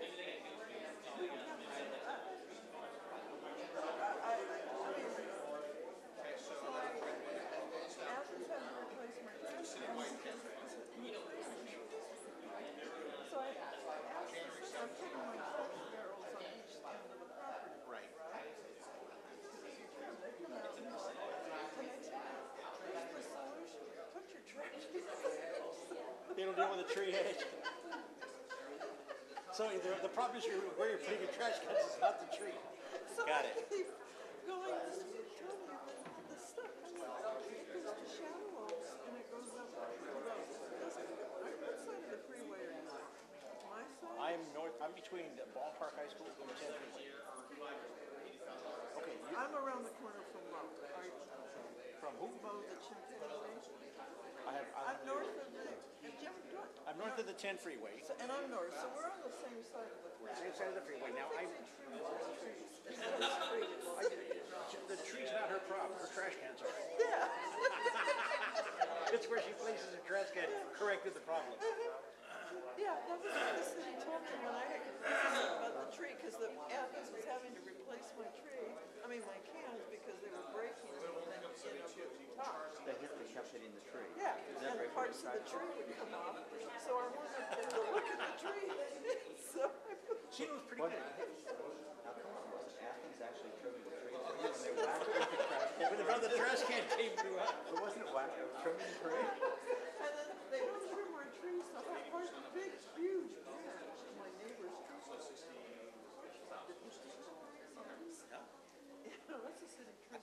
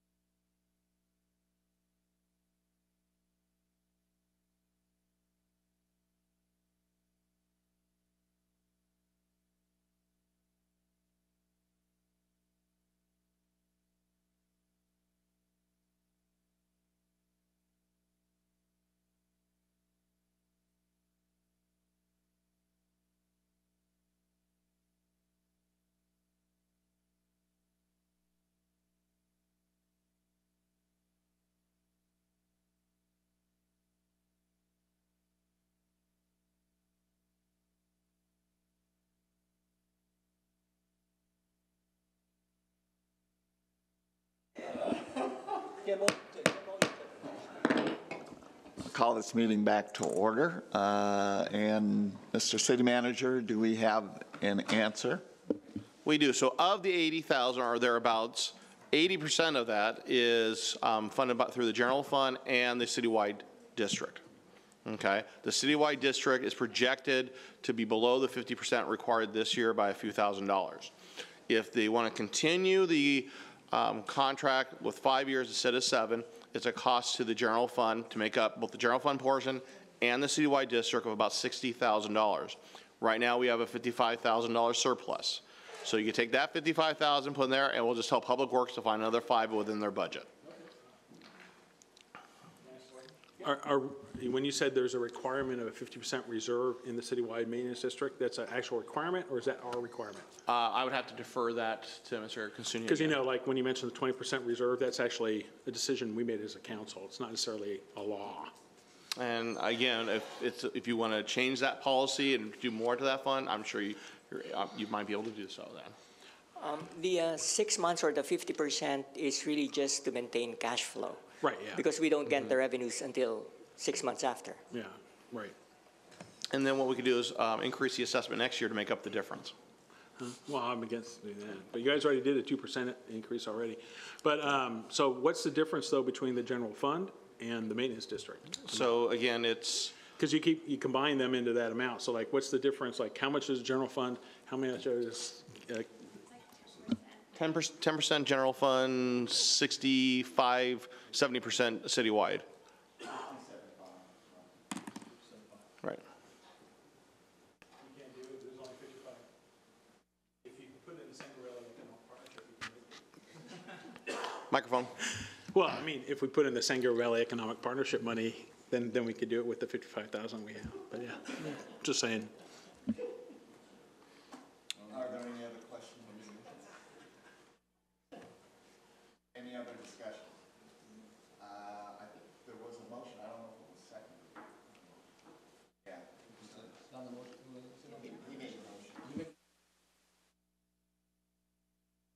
Okay. Go ahead.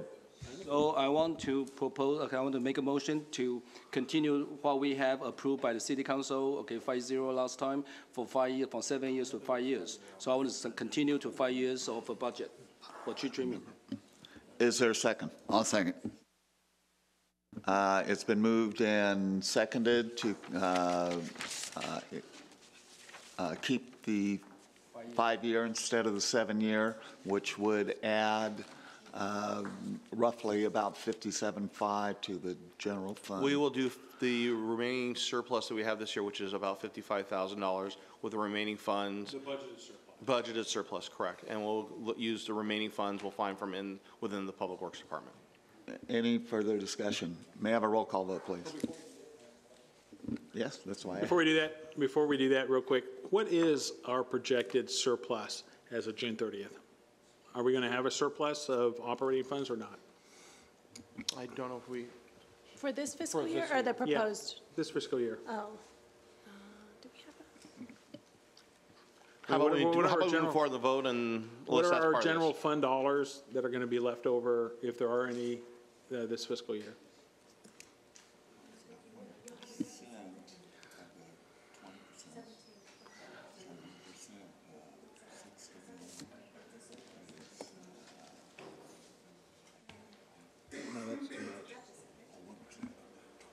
Yeah, with the amended budgets, we have a deficit fund balance. From the last year? Yeah, Okay, thank with the amended budgets, retros and stuff.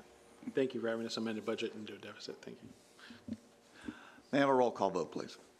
Johnson. Aye. Spence. No. Warshaw. No. Wu. Aye. Toma. No. Motion fails 3-2. I do think it's interesting, by the way, and someone pointed this out to me, how us approving this budget would have reversed the 5-year, 7-year thing, and at the same time, the bond thing that I keep objecting to be in the budget doesn't count. So to me, approving the budget does really count. I mean, we can't have it both ways where we approve stuff that reverses policy and then we have this bonded thing in here and say it doesn't really count.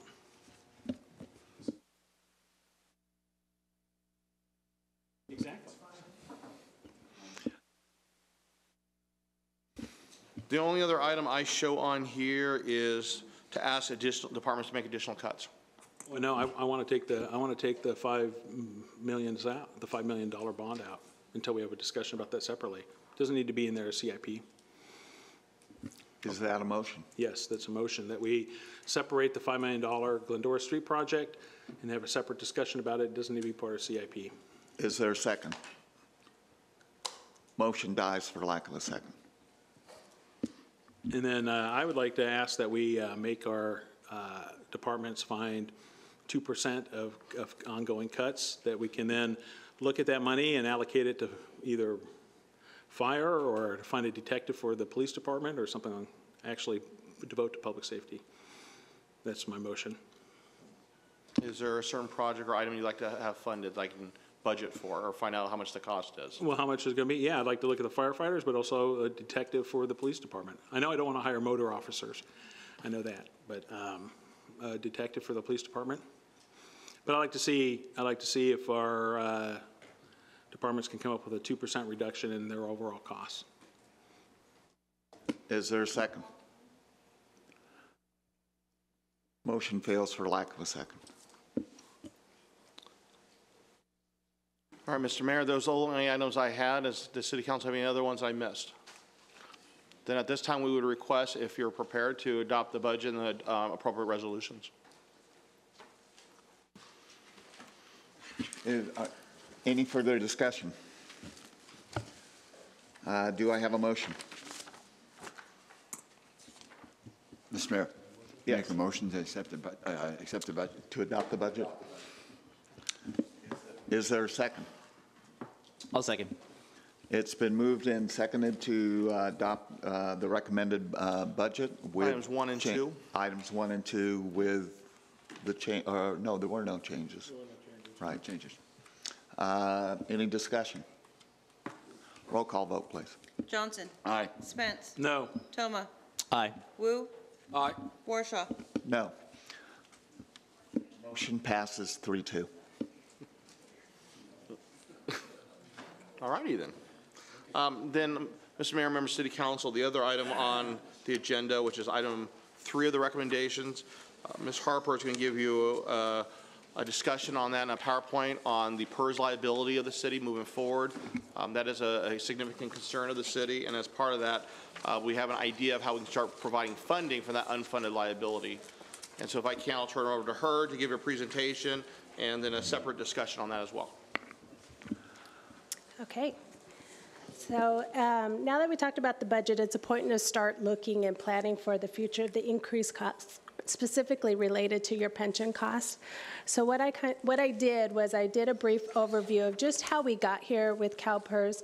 It's important to understand, just looking 10 years back, in 2007, all cities were superfunded. So there was a zero contribution for all cities. And even 10 years before that, it was zero contribution required by employers' contribution. Therefore, this wasn't put into your budget. It wasn't an expectation. That was something that was normal among all cities. During that time, it's important to understand that during the negotiations, a lot of local governments opted to actually pay for employee costs, which were the 7% or 9% for safety, which was built into their budget. And then just 2 years later, back to back in 2008 and 2009, there were 2 large significant rate of returns for CalPERS. 5.1% was a negative in 2008 and 24% in 2009. This had a huge impact on all local governments. Therefore, not only were they committed in these labor negotiations to pay for the employees' percentages, now they have their employer contributions coming back to them, which they weren't expecting, which is a significant hit to their budget. So in relation to those, or the direct impact of those large negative returns, it caused CalPERS to actually go back and look at what their projected rate of return was, because it was always a 20-year look back at 7.75. So what they did in 2011, they changed their discount rate to 7.50. And that small 0.25% had a huge impact on cities, because that directly increases your unfunded liability, which directly increases the employer contribution requirement. And that happened in 2011. So as a lot of people started looking at this in 2013, we all know that there was the pension reform, which they introduced the PEPRA, which was a positive impact to the unfunded liability. The problem with that is you need to wait approximately 30 years to see that, because what you want is your employees are still going to be working until they retire, and then you would be hiring a new person to fulfill that position that would be in the PEPRA plan. So that happened in January 2013. And then again, CalPERS actually looked at their assumptions and how they're accounting for their pension plan, their pension liabilities. And in June of 2013, they actually changed the amortization policy. So in the past, they used to have this rolling cycle of amortization over 30 years. So every time there was a change or fluctuation in the unfunded liability, they grouped it every year and then amortized it over 30 years. So it would be like taking money out of your house every single year and refinancing every year, a 30-year mortgage. That's exactly what was happening in prior years until they changed that. So changing the amortization policy also was a good thing, because now it has a defined period to pay it off, but it also just spikes your contribution required by employers. And then in 2014, they continued to look at the actuary assumptions, but more looking at mortality, which is actually required. They're required to revisit that every 5 years. So they looked at the mortality rates, and as you know, the expected mortality rates is increasing. People are living longer, so that increased the unfunded liability, or the benefits that have already been earned, because they're expecting those employees to live longer. This also increases your unfunded liability, which directly impacts your employer contribution. And then in 2015, we all know GASB 68 was that pension liability where it actually went on your financial statements and kind of came forth more in the public's eyes. And then last year was another big impact to local governments, which we're going to talk about right now, because they did a risk mitigation policy, and that looks at their investments. So as their investments change, they're required to directly change your discount rate. So what they predicted is, or they already approved, is right now it's at 7.5% this year, your discount rate. They are going to move it to 7% in the next 3 years. So we're going to look at how that impacts you specifically in your pension plan.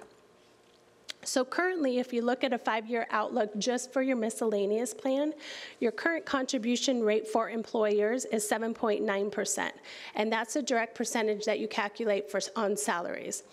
This is expected to increase to 9.9%, which is going to impact you if nothing changes, no salaries change, then it'll increase 384% just for that employer contribution. And then the unfunded liability they have broken out now. In the past, it used to be a larger percentage that they would give you. They gave you a percentage, like for this year, it would have been, if you combine the employer contribution and the unfunded liability, to be about 26%. But because of all the changes and the changes in their amortization policy, now they're locking that unfunded liability and actually giving you an opportunity to pay that down. And so now your unfunded liability this year is $1.9 million, which gives you a combined pension cost just for this fiscal year, $2.7 for the miscellaneous fund.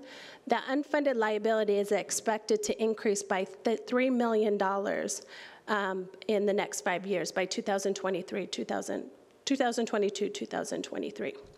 And this is, like I said, assuming that nothing changes and they don't make any other policy changes in the next year. But as you can see, just looking at history, every year they've been making a policy change that is directly impacting the employer contribution. So that's for your miscellaneous. If you look at your salary, the current contribution for the employer rate is 19.2%, and the expected increase is to 23.2% over the next 5 years, which equates to $1.5 million. And the unfunded liability is expected to increase to $6.8 million. So currently you have a combined pension cost of 10.7 from safety and 2.7 from miscellaneous, which is what you saw in the budget of that 13.4 combined pension contribution.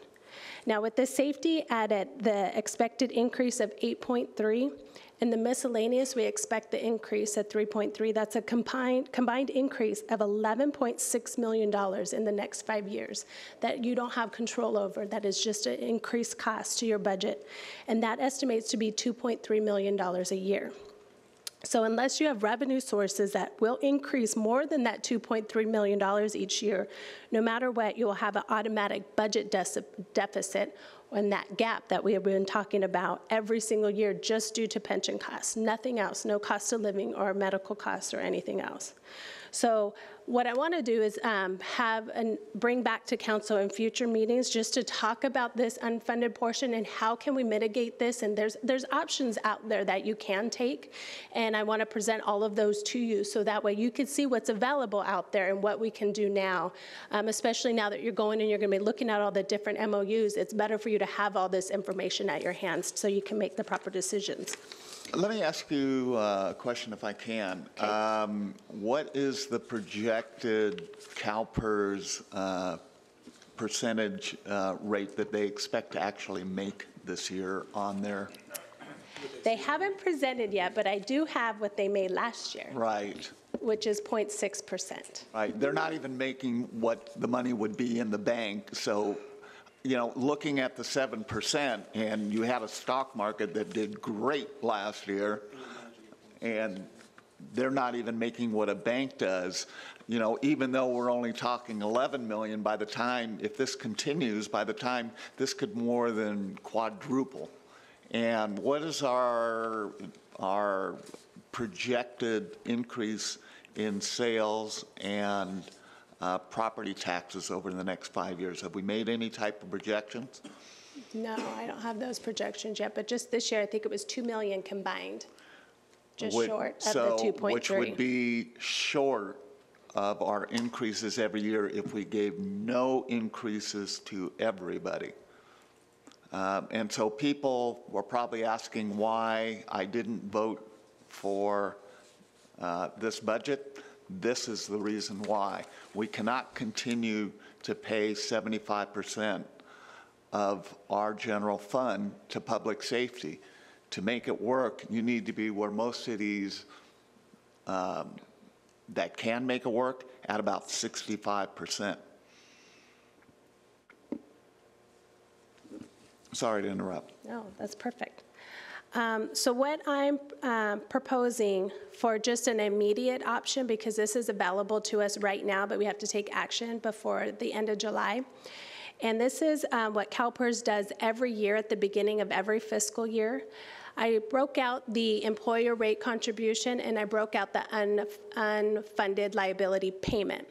That's a required payment that we have to pay no matter what. They offer a prepayment option every year at the beginning of the fiscal year. And if you do the prepayment option, they give you a discounted amount.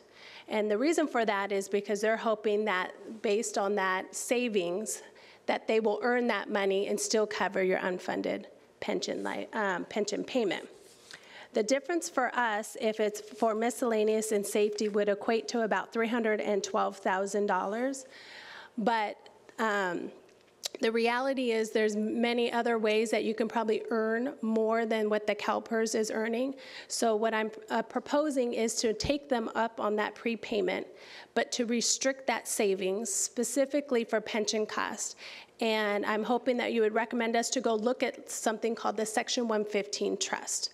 And the Section 115 Trust, the purpose of it is their pension rate stabilization programs. And so the Section 115 Trust is an irrevocable trust. And what that means is you cannot take the money back out as soon as you put it in there. It's restricted only for pension benefits. It's safe from creditors, so as opposed to saving it, like maybe you think the city is earning good money, but if you keep it in the city funds, it's not protected from creditors. So putting it in the Section 115 would protect it from creditors. It allows the city, though, to still control the investments, because you get options when you put it in the Section 115, different options on how you can invest that money based on the historical rate of return. And you can also diversify those investments, and hopefully the goal is to earn more money than how what CalPERS would earn, and use the future investment earnings and build that up. So as these costs start to increase, you use those earnings to subsidize and alleviate the general fund expenditures. So that's the goal and what I'm proposing today. So the recommendations I have before you is to direct staff to take advantage of that prepayment option, which would be an unfunded liability payment of $8,478,467 for both plans, and then restrict the savings of approximately $312,195 for the pension costs. And then third, direct staff to research that Section 115 pension trust options and bring it back to council so we can look at which different trust funds are available out there to invest in. Are there any questions? I mean, I don't have a question. I think those are no-brainers. I would think that we'd want to ask for that. Okay, I've got a couple of questions. So, right, the investment itself, do you normally have to hire a consultant or someone? Is there any cost? There will be a cost to the plan, and that's Right. part of the trust fund. We would look at the trust fees for that, but I know the plans, and I can research and call the different plans, whether it's PARS. CalPERS actually has a Section 115 trust too. PFM, there's a lot of different ones that you have out there that we can look at. So that would be, is that sort of figured in already in the savings of the $312,000 or not? The $312,000 would be the amount that we would want to put into the trust fund. It doesn't account for the trust fees, if there's any, to put it in there. And that would probably come out of your interest earnings. It wouldn't be an upfront fee. Okay, and to put in the $8.478 million, do we have the cash flow to do that without having to use a credit line or borrow? Yes. Okay, if there is no, yes. I was just going to mention, we do already have, granted, we're not expecting a surplus this current fiscal year, but part of our surplus policy in future years, if we do have a surplus, is to put funds into paying off our liabilities. So those funds, if in the future they did, would go into this trust as well. Yes. So what did we already budget for the payment in the budget that was just approved? We budgeted for the entire amount, not the the discount rate? 8.4, no, the full amount, So we just saved $312,000? if we do this. Okay, so, But with the restriction that it's for pension yeah, costs. right, no, I got it. Yeah. Yeah, not for tree trimming. Yeah. Is there any other discussion? May I have a motion? I'll move. I'll second. It's been moved by Councilmember Toma and seconded by Mayor Pro Tem Spence to... Just to understand, moved direction to come back with the more detail, correct? Or The direction is we have to make the payment by July 18th. Yeah, this is to make the payment. But Right. the trust portion will come back to you to Right. establish the trust in the future. okay, that's fine. You're okay with that? Okay, so it's been moved and seconded. May I have a roll call vote, please? Johnson? Aye. Spence? Aye. Toma? Aye. Wu? Aye. Warshaw? Aye. Motion passes 5-0.